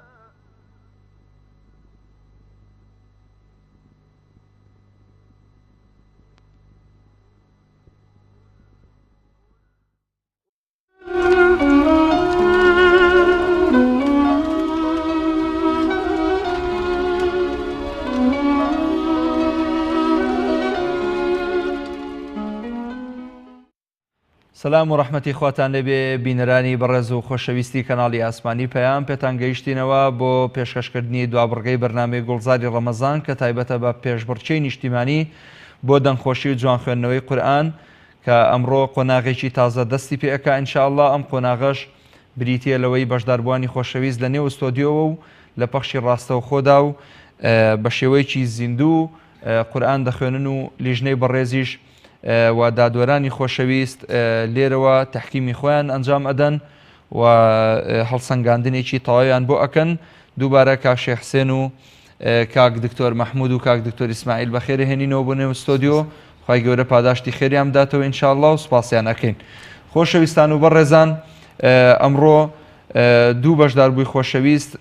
بە ناوەکانی کاک ئیدریس محیەدین عەبدولقادر لە شاری سلێمانی و کاک عەبدوڕەحمان عەلی حەسەن هەر لە شاری سلێمانی لێرەدا لە ستۆدیۆ ئامادە دەبن ئینشاءالله و قورئان دەخوێنن. لیژنەی بەڕێزیش ئامادەن بۆ ئەوەی هەڵسەنگاندنیان بۆ بکەن بۆ ئەوەی زیاتر بچینە نێو بەرنامەکە و کاک شێخ حسێن بدوێنین کە ئەمڕۆ چ قۆناغێک بەڕێوەیە و ئەو خۆشەویستانەی داهاتوو هەر بە شێوازی ئەمڕۆ ئینشاءالله بەردەوام ئەبن و ئایا هیچ گیر و گرفتێک لە ڕێگا هەیە کاک شێخ حسێن یاخۆت چی بۆ خۆشەویستانە ئەڵەی کە بەشدارن؟ بسم الله الرحمن الرحيم الحمد لله والصلاة والسلام على رسول الله وعلى آله وصحبه أجمعين. بەخێراتنی ئەو دوو بەڕێزە ئەەکەم کە هاتوون بۆ پێشبڕکێکە. طبعا ئەمڕۆ قۆناغی دووەم دەست پێ ئەکا، ئەویش ئەوەیە کە ئەو بەشدار بوانێ و خۆشەویستانە دێنە ناو ستودیۆوە لێرە بە شێوازێکی مباشر و حەی ئێمە لێرە گوێیان لێگرین و گوێ لە قورئان خوێندنەکانە گرین ئینشاءالله و هیچ گرفتێک تا ئێستا ئەلحەمدوللیلا ڕووی نەداوە، بەڵکو ئەلحەمدوللیلا هەستەکەم ستایلێک و شتێکی زۆر جوانیشیان بۆ قورئان خوێنەکە داناوە. خوای گەورە پاداشتی خێران باتەوە ئینشاءالله. ئەجمعین ئینشاءالله. دەستی بەڕێزیشتان خۆش بێت. کاک دکتۆر مەحموود جەنابەت تێبینیەکەت هەیە ئەمڕۆ بۆ ئەو بەشداربوانە و چی ئامۆژگاریەکیان ئەەکەی بۆی بتوانن بە باشترین شێوە ئەدای خۆیان بکەن؟ بسم الله الحمد لله والصلاة والسلام على رسول الله وعلى آله وصحبه ومن والاه. لخوای گەورە پاڕێمەوە کە خوای گەورە زانست و زانیاریمان زیاد کات و بمان کا بە خزمەتکاری قورئانەکەی خۆی. تێبینی من بۆ برا بەڕێزانە ئەوەیە کە کاتێک بەژاریەکەن لە بواری وەقف و ابتیدای باسی بوارەکەی خۆم بکەم، پێویستەکە ئەگەر مانا بزانن ئەو دیارە شوێنی گونجاو هەڵبژێرن بۆ وەستان وە ئەگەر مانا نەزان ئەتیمادکەنە سەر ئەو شوێنی وەستانانەی کە لە قورئانە هەیە و لە کاتی دەستپێکردنی شا هەوڵ بدەن شوێنێکی گونجاو هەڵبژێرن و لەم قۆناغەدا دیارە ورتر دیراسی قورئان خوێندنەکان دەکرێت لەوەی کە چ شوێنێک گونجاوترێ بۆ هەڵێبژێرن بۆ وەستان و ئایا چەندێک نەفەسی هەیە بۆ قورئان خوێندن، چونکە ئەمانە هەمووی دەرەجەی لەسەرەواتە بتوانێت بە نەفەسێکی درێژ بیخوێنێ. ئەوانە هەمووی کاریگەری هەیە و خوای گەورە هەموو لایەک مۆفەقیا و سەربەرزیان. ئامین. دەستان خۆش بێ. کاک دکتۆر ئیسماعیل بەڕێزت بەخێر بیتەوە دووبارە، هیوای سەرکەوتنتان بۆ خوازین، ماندوو نەبن لەشتان ساغ بێ. ئەرکی ئێوە قورسە لە بواری تەجویدا چۆن دەتوانن ئەمڕۆ ئەو بەشدار بووە خۆشەویستانی کە لێرە قورئان خوێنن تەبان باشتر وەک لە تەلەفۆن و زیندووتر وەک لە ڕۆژانی ڕابردوو دەتوانن هەڵسەنگاندنیان بۆ ئەنجام بدەن. بەڕێستان وتەتان چیە لەو دەربارەیەوە؟ بسم الله الرحمن الرحيم الحمد لله وحده والصلاة والسلام على من لا نبي بعده. دەستان خۆش بێت، سواز بۆ خوای گەورە کە قۆناغیەکەمان بەسەرکەوتووی تێپەڕاند هاتینە قۆناغی دووەم. لەم قۆناغشدا 20 بەشدار بوومان هەیە، هەر ڕۆژی لەگەڵ دوو بەشدار بووابین لە خزمەتیان نابین. وڵای تێبینی من بۆیان هەر ئەوەیە وەکو عەرزمانکردن پێشووتریش مراعاتی یاساکانی جوان خوێنەوەی قورئانی پیرۆز بکەن لە مەخارج و لە صیفات و لە ئەحکام و لە مەدەکان و لە زەمەنی مەد و غونات و ئەم بابەتانەیە. تەبعاً لێرە ڕاستەوخۆ بەشدار بووکە لەگەڵمان نابێت لە ستودیۆ لەبەرەوە سەیری شێوازی دەربڕینی کەلیمات و ئاەتەکانی ژەکەین، شکڵی دەمی لێوی لەبەرەوە بێ ئاگداری ئەوە بن بەڕاستی هەر وریا بن و بە تەرکیزۆ بخوێن و خۆیان تێک نەدەن و بە چۆن دەڵێ بە شێوازێکی ئاسایی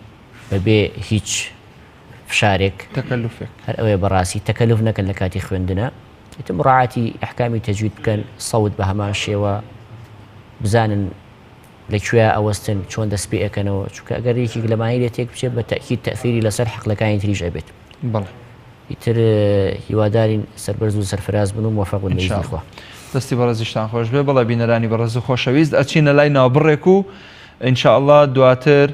لەگەڵ یەکەم بەشدار بوو کە کاک ئیدریس محیەدین عەبدولقادرە ناوبڕێکی کورت و تا ئەو بەڕێزە ئامادە ئەبێت ئینشاءالله دێنەوە خزمەتی ئەوەی خۆشەویست. لەگەڵمان بن.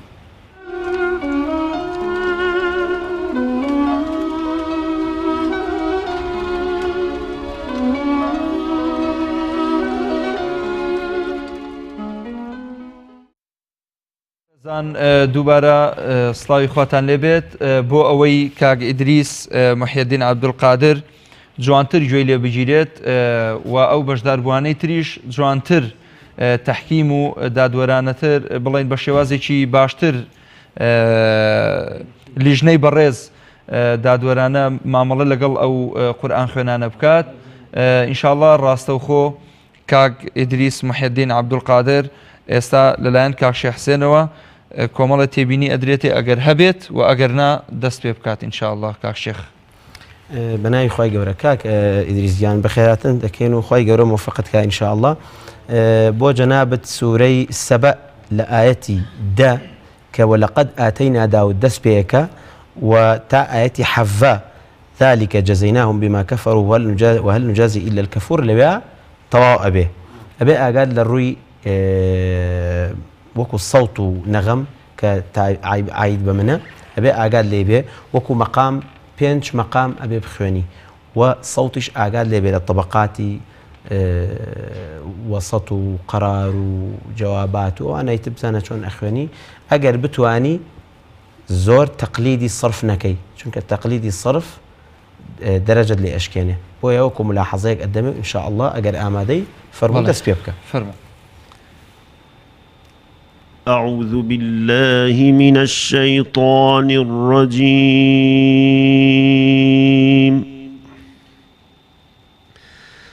بسم الله الرحمن الرحيم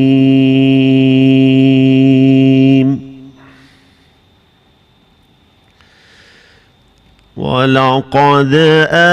آتينا داود منا فضلا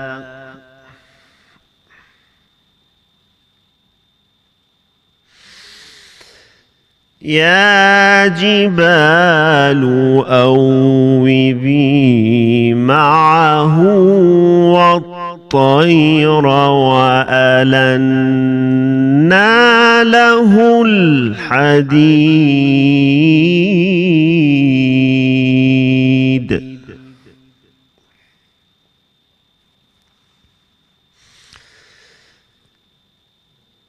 أن اعمل سابغات وقدر في السرد واعملوا صالحا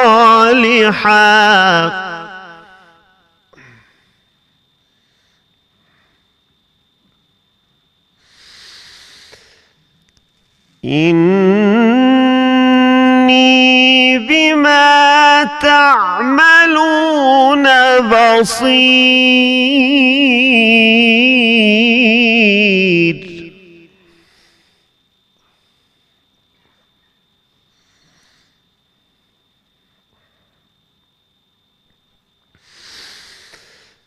ولسليمان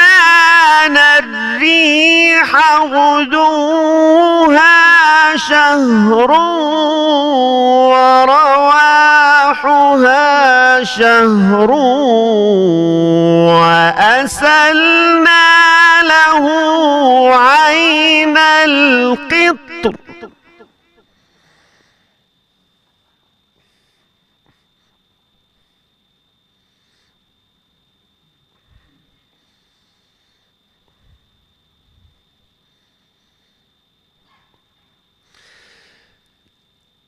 ومن الجن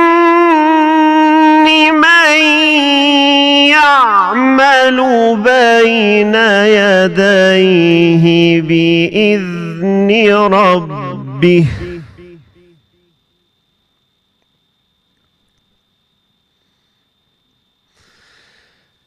ومن يزغ منهم عن أمرنا نذقه من عذاب السعير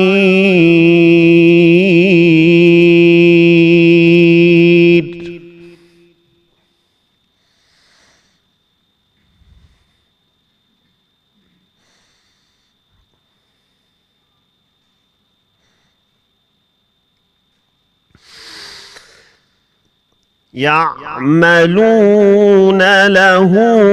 ما يشاء من محاريب وتماثيل وجفان كالجواب وقدور الراسيات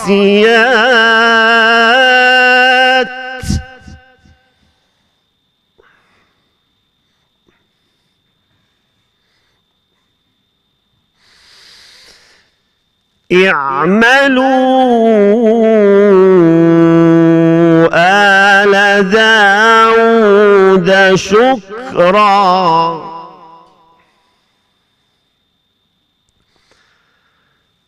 وقليل من عبادي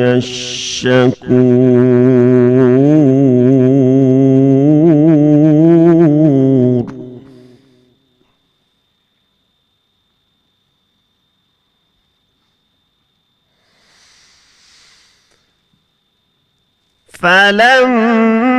فلما قضينا عليه الموت ما دلهم على موته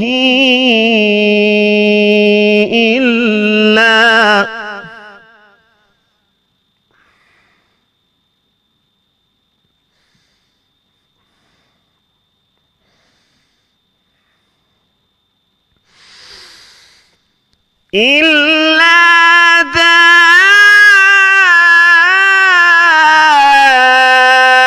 دابة الأرض تأكل من سأته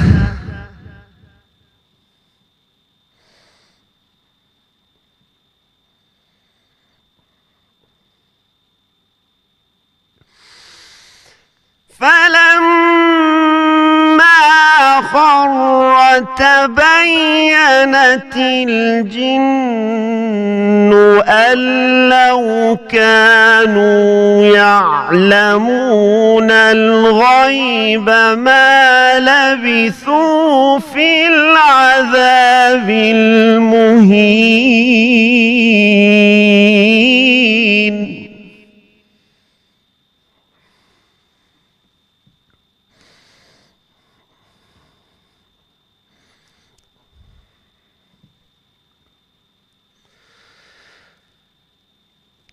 لقد كان لسبإ في مسكنهم آية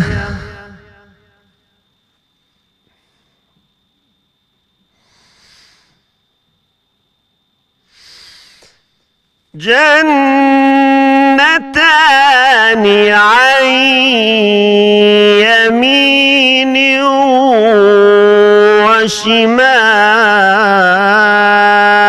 وشمال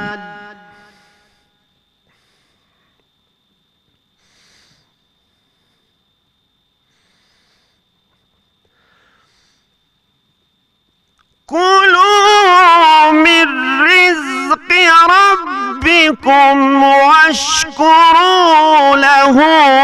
بلدة طيبة ورب غفور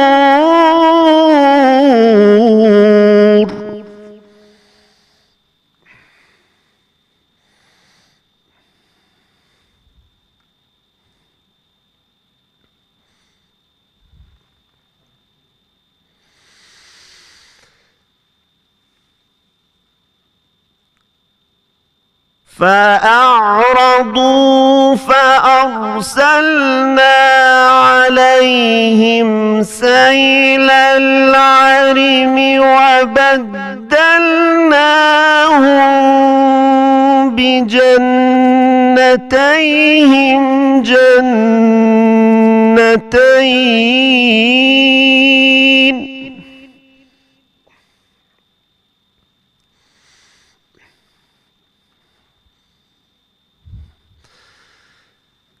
وبدلناهم بجنتيهم جنتين ذواتا أكل خمط وأثل وشيء من سدر قليل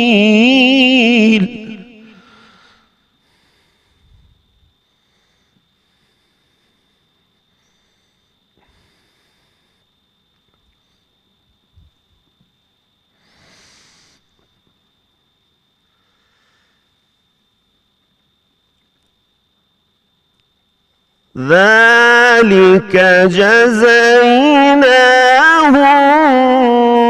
بما كفروا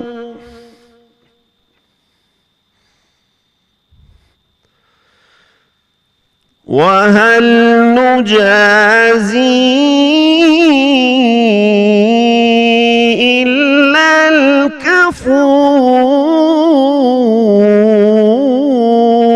الكفور صدق الله العظيم.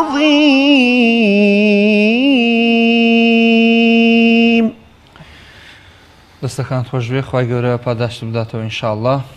بەڵێ ئەچینە لای لیژنەی بەڕێز و سەرەتا لە کاک دکتۆر مەحموودەوە دەستی پێەکەین لە بواری وەقف و ئیبتیدا واتە وەستان و دەست پێکردن. کاک دکتۆر جەنابتان تێبینیتان چی بوو لەسەر کاک ئیدریس؟ دەستخۆشی لە کاک ئیدریسەکەین خی گەورە مۆفەقی کە سەربەرز بێ ئینشاءالله زیاتر لە خزمەت قورئانە بێ و هەوڵدا ڕۆژ بە ڕۆژ زیاتر شارەزا بێ. دیارە وەک باسمان کرد لەم قۆناغەیە ئەرکی قورئان خوێنان قورسترە بێت چونکە ئاەتەکان تۆزە درێژترن شوێنی وەستانی گونجاو جاری وا هەیە قورئان خوێن پێویستی بەوەی ماندوو بێت تا ئیدۆزێتەوە. بۆیە کۆمەڵە وەستانی کردن لە وەستانە دیار بووتیای بوو تام بوو کە ماناوەی کە لە ڕووی مانا و لەفظیشەوە سربەخۆ بێت ڕستەکەەوە توانی تایە بۆستی کە زۆربەی کۆتایی ئاەتەکان لەو شێوازێت یاشەتی کافیەواتە هەر مانای ڕەبتی نیە ئەگەر لەفظی شاڕەبتی هەبێت یعنی ئەتوانێت دەست پێ بکاتەوە بەدووە. بەڵام هەندێک وەقفی حەسەن تیابوون کە پێویست بوو لێکی بداتەوە ئەوانەشی کردن بەس دوو حاڵەت پێویستەکە قسەی لەسەر کرێت کە توانین بڵێن وەقفی قەبیح بوو. یەکێک لەوانە لەسەر ئیلا وەستا کە دیارە ڕەنگە بەهۆی ناچاریەوە و بێهۆناسی پێنەمابێ بەڵام ئەو حاڵەتانە دیارە لە ڕووی تەقیم و هەڵسەنگاندنەوە دەرەجەی لێ ئەشکێ کەواتە لە ئیلا وەستا لە ئەداتی استثنا ئەوەستا و دوایی بە ئەداتی استثناکە دەستی پێکردەوە کە گونجاوتر وا بوو لە ڕستەکەەوە دەست پێ بکاتەوە ما دلهم على موته إلا دابة الأرض لێەوە دەست پێ بکاتەوە. حاڵەتی دووهەم کە ئەویش بە هەمان شێوە وەقفێکی نادروست بوو لەسەر جەنەتەین وەستا کە دیارە مەوسوفە و عولەما فەرمون دیارە ناکرێت لەسەر مەوسوف بوەستی بەبێ سیفەکەی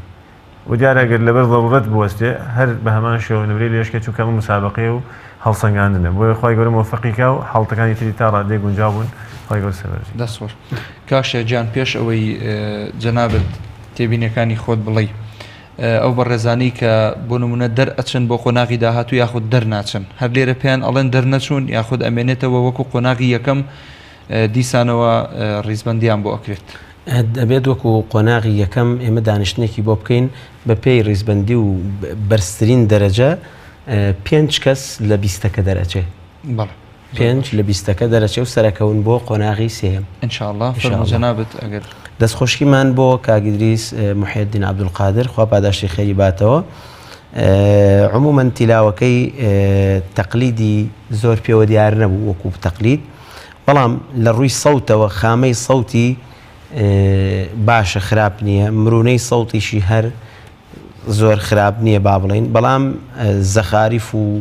ئەو جوانکاریەی کە لە ئەدای قاریەکانە ئەیبینی کە لە قورئان خوێنە بەناوبانگەکانی جیهانە من نەمبینی کە ئیدریس ئەمە ئەنجام بدا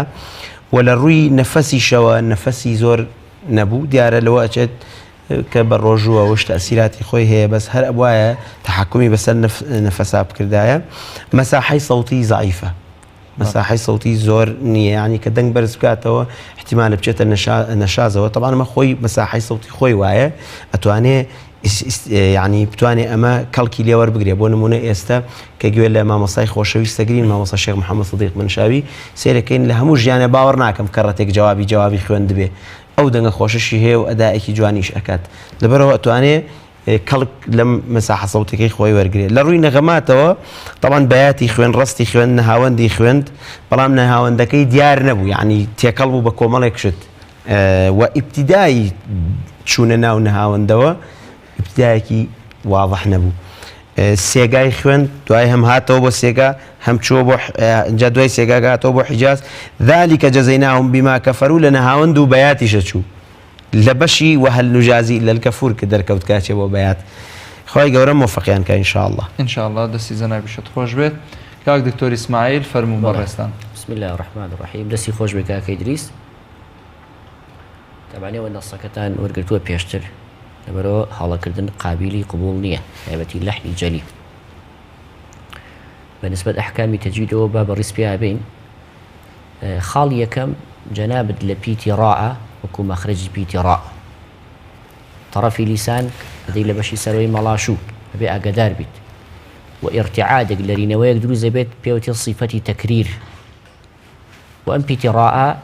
هەندێک جار مفەخەمە هەندێک جار مڕەقەقە ئەبێ ئاگاداری بیت هەم مەخرەجەکەی و هەم صیفەتە عارضەکەی کە تەفخیم و تەرقیقە باشە عەزیزەکەم ئەگە بڵێن بسم الله الرحمن الرحیم لەسەر پیتی ڕائە مشەددەکە بە پەلە مەڕۆ بەڵێ بسم الله الرحمن الرحیم نە بمێنەرەوە بە ئەندازەی پێویست صیفەتێک یەکێک لەو حرفانەی کە صیفەتی بینی هەیە واتە زەمەنی نوتقەکەی لە بینی ئەو حرفانەیە کە شەدیدن و کەریخون باشە ئەگەر دیقەت بین لە زۆر شوێنە هەمان بوو وەکو پیتی ڕاء باسکەین وقدر في السرد سەی پیتی ڕاء کە لێ مفەخەمە ئەبێ ئاگاداری صیفەتی تەفخیمەکەی بی یاخود هەندێک جار ئەم صیفەتی ڕائە ئەگەر دیقەت بین صیفەتی هەمسی وەرەگرت بە نمونە إني بما تعملون بصير ئەو هەوایە مەمنوعە نابێت لە کاتی پیتی ڕائە وصیفەتی هەمسە یاخود نذيقه من عذاب السعير سعير نك سعير نابێ هەوای لەگەڵا دەربچێت وشوێنەکان زۆرن ێستا من تەبعەن ئەمە بەعام لە پیتی ڕائە ئاگادار بە هەبێ سەری زمانتی لێ بیت ئەگەر لێنەی چۆن دەرەچێ وەڕەب غەفوور نابێت کە سەری زمان نەدا لە مەخرەجەکەی صیفەتی تەکریرەکەی دەرناچێت ئەمە بەنسبەت پیتی ڕائەوە بە تایبەتی لە وشەی وەئەسەلنا لەه عەینە القیطر بە ڕائێکی مفەخەم ئەی خوێنیتۆیان بە مڕەقەق پیتی ڕائەکەت ئیخفا کرد یعنی ڕائەکەم گوێتێوە نەبووکو پێویست وەئەسەلنا لەه عەینە القیطر ئیخفات کرد بەم شێوازە خوێنتەوە بڵێ وەئەسەلنا لەه عەینە القیطر یان قیطر چۆن ئەی خوێنیتۆ بە هەر حاڵ ئەبێت ئاگاداری پیتی ڕائەکە بی ئیخفائی نەکەیت وەکو لە هەندێک شوێن لە قورئانما هەمانە هیوایە قورئان خوێن ئەڵێ وەالفەجر وەلەیال عەشر ڕائەکە ئیخفاءەکان نایهێڵێت ئەمە هەڵەیە چۆن ئەڵێ وەلەیال عەشر بە هەماشێ وەالفەجر ئەبێ ڕائەکە وەکو خۆی بخوێنیتەوە یەکێکتی لەو تێبینیانە بۆ جەنابەت پەلەکردن بوو لە هەندێک لە حرفی مشەددەدا ئەبێ ئاگادار بی وتمان پەلە مەکە هەموو حرفێک زەمەنێکی هەیە زەمەنی نوتقی خۆی هەیە ئەبێ ئاگاداری بیت یەکێکتر لەو تێبینیانە ئاگاداری مەخصە زەمەنی غونە بە بە تایبەتی وەجیفانی باشە وەزائیدەن شێوازی ئەدای غونەکە وەجیفانی لە دواوە مەخرەجەکە قوفڵکە خۆت حازرکە بۆ کاف بۆی غونەکە غونەیەکی تەواو بێت یەکێکتر لەو تێبینیانە ئاگادار بە لە کۆتایی ئاەتەکانە لە حرفە مەدیەکانە طەبەقاتی سەوت بەڕادەیەک مەگۆڕە لە باتی واوێک چەند واوێک بڵێ بە نمونە وقلیل من عیبادی الشەکوور ئاوا احتیاجە بەس بڵێ شەکوور نابێت سیرەکەی چەند واوێکە وەکوا بڵێ و ئاوا دەرئەچێت باشە عەزیزەکەم ئاگاداری مەخرەجی پیتی ضاد بە بە تایبەتی فەلەما قەضەینا ضاد ئاگاداری ئەو مەخرەجە بە ياخذ إلا دابة الأرض بيتي ضاد كدوك ودالك مفخم درشو أبي أقداري مخرجك بيتي ضاد قرسترين بيتا لزماني عربية بتايبتي لكلمي أرض زور جار بنا راحتي ديت يكي كتلو تبينيانا وبدلناهم بجنتيهم إخفاء الشفيمان هي ميمي ساكنة باء متحرك فرجج يمي على لبيني هردو ليوتا إطباق شفتين ك وبدلناهم بجنتيهم مالي وبدلناهم أو فرجي جميع الله ياخذ ذلك جزيناهم بما كفروا ليشبه ما شو كوتا تبيني كلمي ذواتي نك ذواتا أكل خمط وبدلناهم بجنتيهم جنتين ذواتي أكل نك ذواتا نعات ونصك ورقتوا نصك ورقتوا ذواتي أبي نصكشت عن لبربكات وغيره لبروچه تبابي لحني جليوا سربرز وسفراز بلا عزيز وخوشويست ويقولوا موافقتك والله بينراني برز وخوشويست دتشين الله ناوبرك ودوم بجدار ان شاء الله اماده ابد بقران عندنا بسم الله الرحمن الرحيم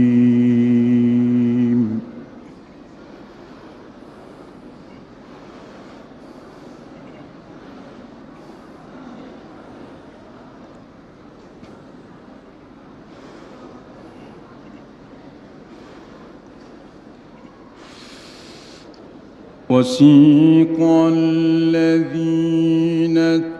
اتقوا ربهم إلى الجنة زمرا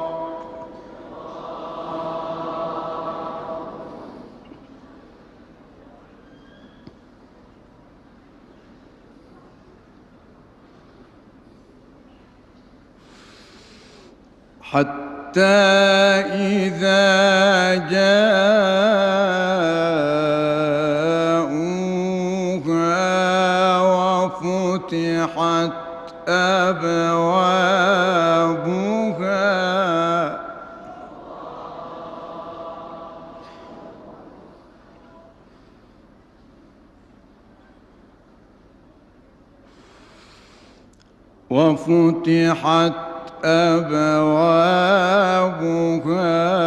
وقال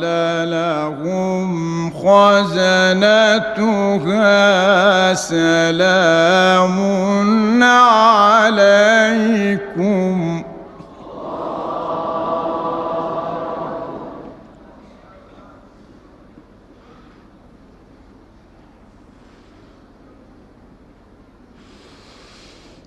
وقال لهم خزنتها سلام عليكم طبتم فادخلوها خالدين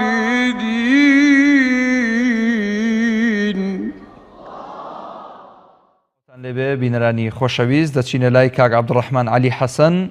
ئینشاءالله با دەست پێ بکات.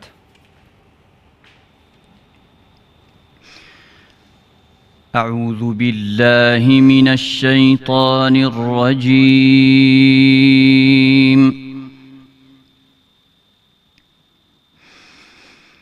بسم الله الرحمن الرحيم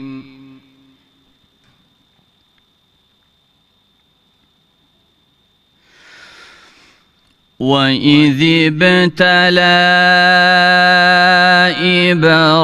إبراهيم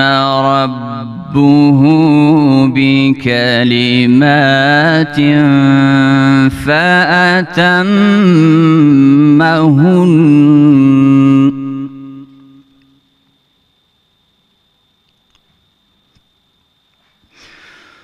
قال إني جاعلك للناس إماما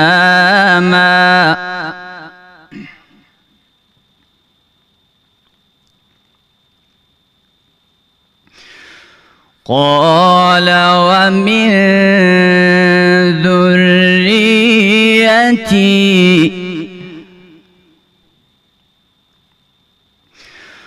قال لا ينال عهد الظالمين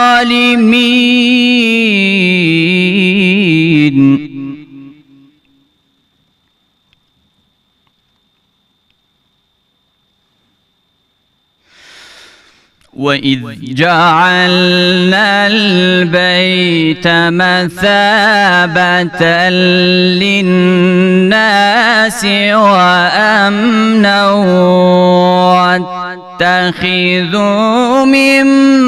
مقام إبراهيم مصلى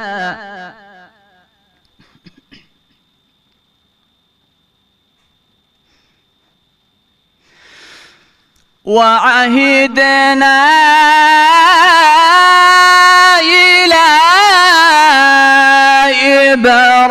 إبراهيم وإسماعيل أن طهر بيتي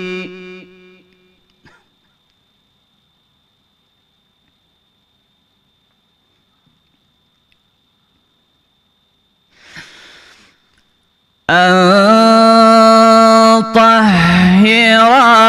بيتي للطائفين والعاكفين والركع السجود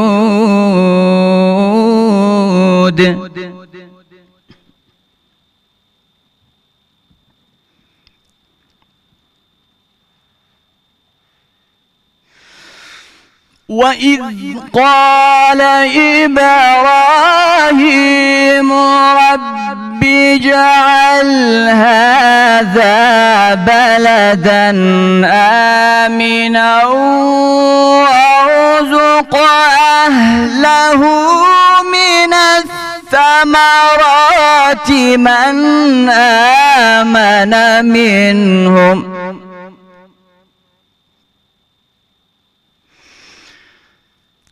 وارزق أهله من الثمرات من آمن منهم بالله واليوم الآخر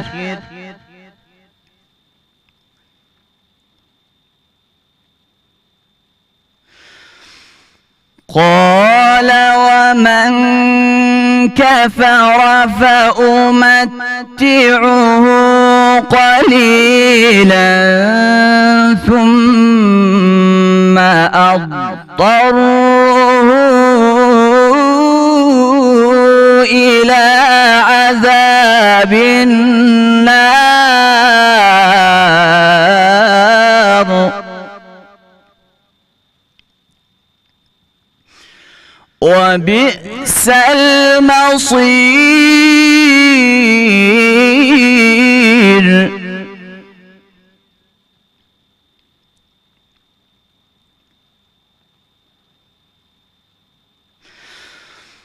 وإذ يرفع إبراهيم القواعد من البيت وإسماعيل ربنا تقبل منا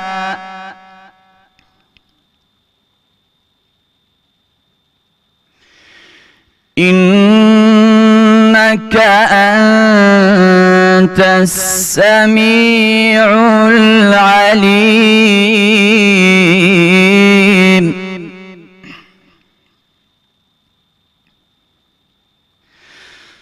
ربنا وجعلنا مسلمين لك ومن ذريتنا أمة مسلمة لك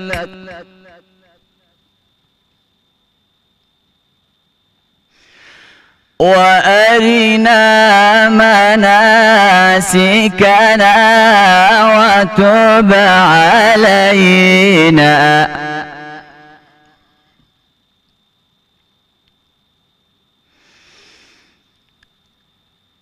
إنك أنت التواب الرحيم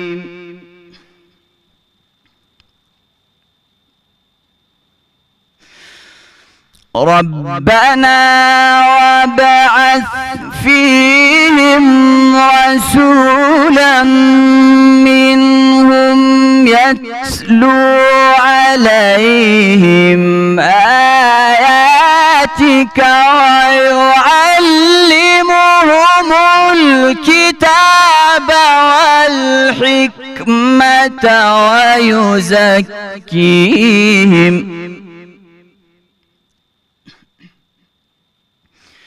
إنك أنت العزيز الحكيم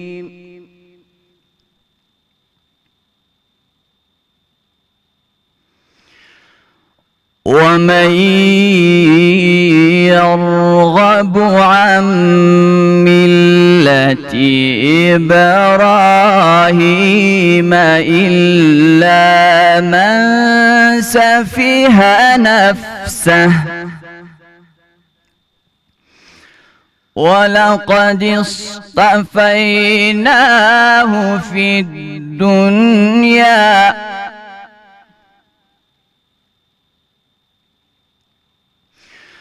ولقد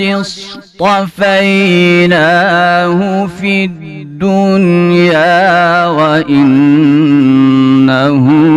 في الآخرة لمن الصالحين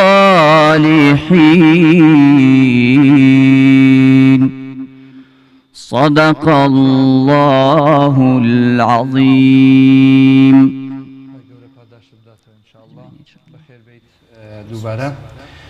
بەڵێ کاک دکتۆر ئیسماعیل بەڕێستان تێبینیەکانتان بخەنەڕوو. الرحمن الرحیم دەستی خۆش بێ کاک عەبدوڕەحمان. بەنسبەت جەنابیانەوە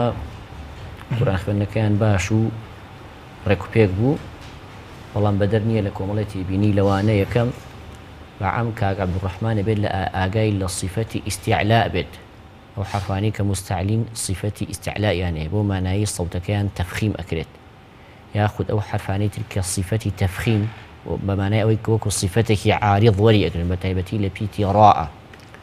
أبي أقداري صفة كان بيد لا صفتي استعلاء ياخذ تفخيم ضعيف أبي أقدار بيد بتايبتي لقاليش أنا حرفي ألف حرفي ألف تابعي بيش خويتي بيش خوي مستعلي بو مفخم بو أو يشبه ما شوى صفة كان والأقرب بنمونا وإذ ابتلى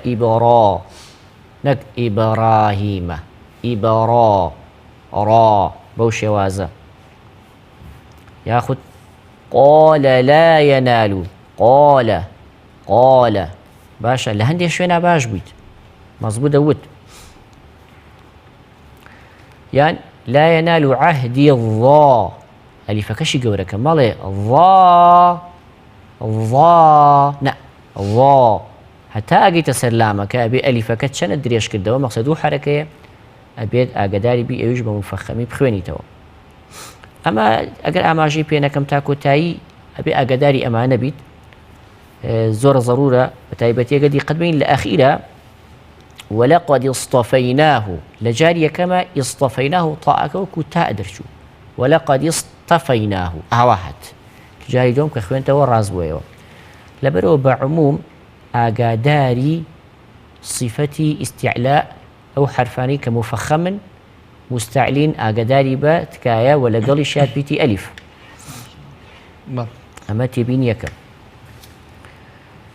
تێبینی دووەم ئاگداری مەخرەجی حرەکات بە قسە کەسرە مەسەڵی وەئیذیبتەلە ئەمە هەڵەیە بێ بڵێ وەئیذیب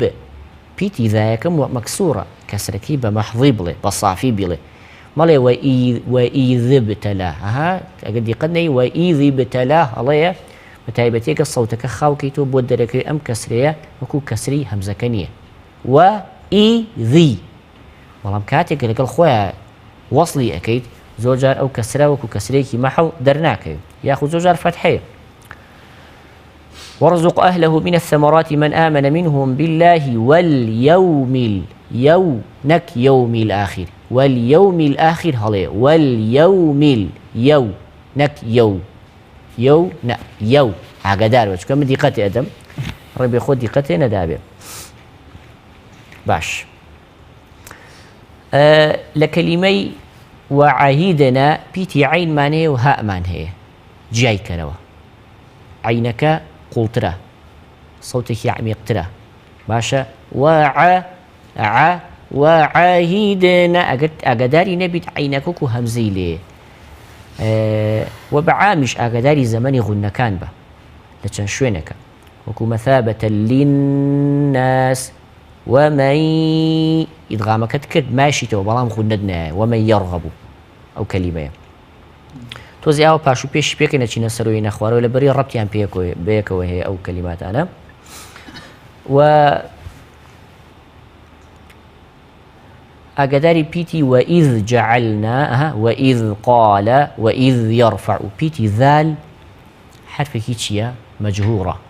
وحرفك رخوشة أبي صوتي لقلابي وإذ وزائدا أبي بجمينتو بأندازين وطقي خوي بنمونا وإذ جعلنا وإذ قال وإذ يرفع كتولي وإذ يرفع أبي زمني ذال ساكنك زياتر بي لزمني شي راء ساكنك لا يرفعها أقداري أو با كتاي آتكانيش أقدار بمقصد إنك أنت التواب الرحيم ميمة أقد تحقيقي مخرجي ميمة كانك يكونون درجة باشا أبي إطباق شفتين كيت إنك أنت العزيز الحكيم بوشوازا تبيني كتر ربنا وابعث فيهم رسولا منهم يتلو عليهم توزك ليتلو نقلت كربو عليهم أو بلي يتلو عليهم خريبو فتحة ورقري أو خاوية زور جار وريانا بي هلاد بود المزأكات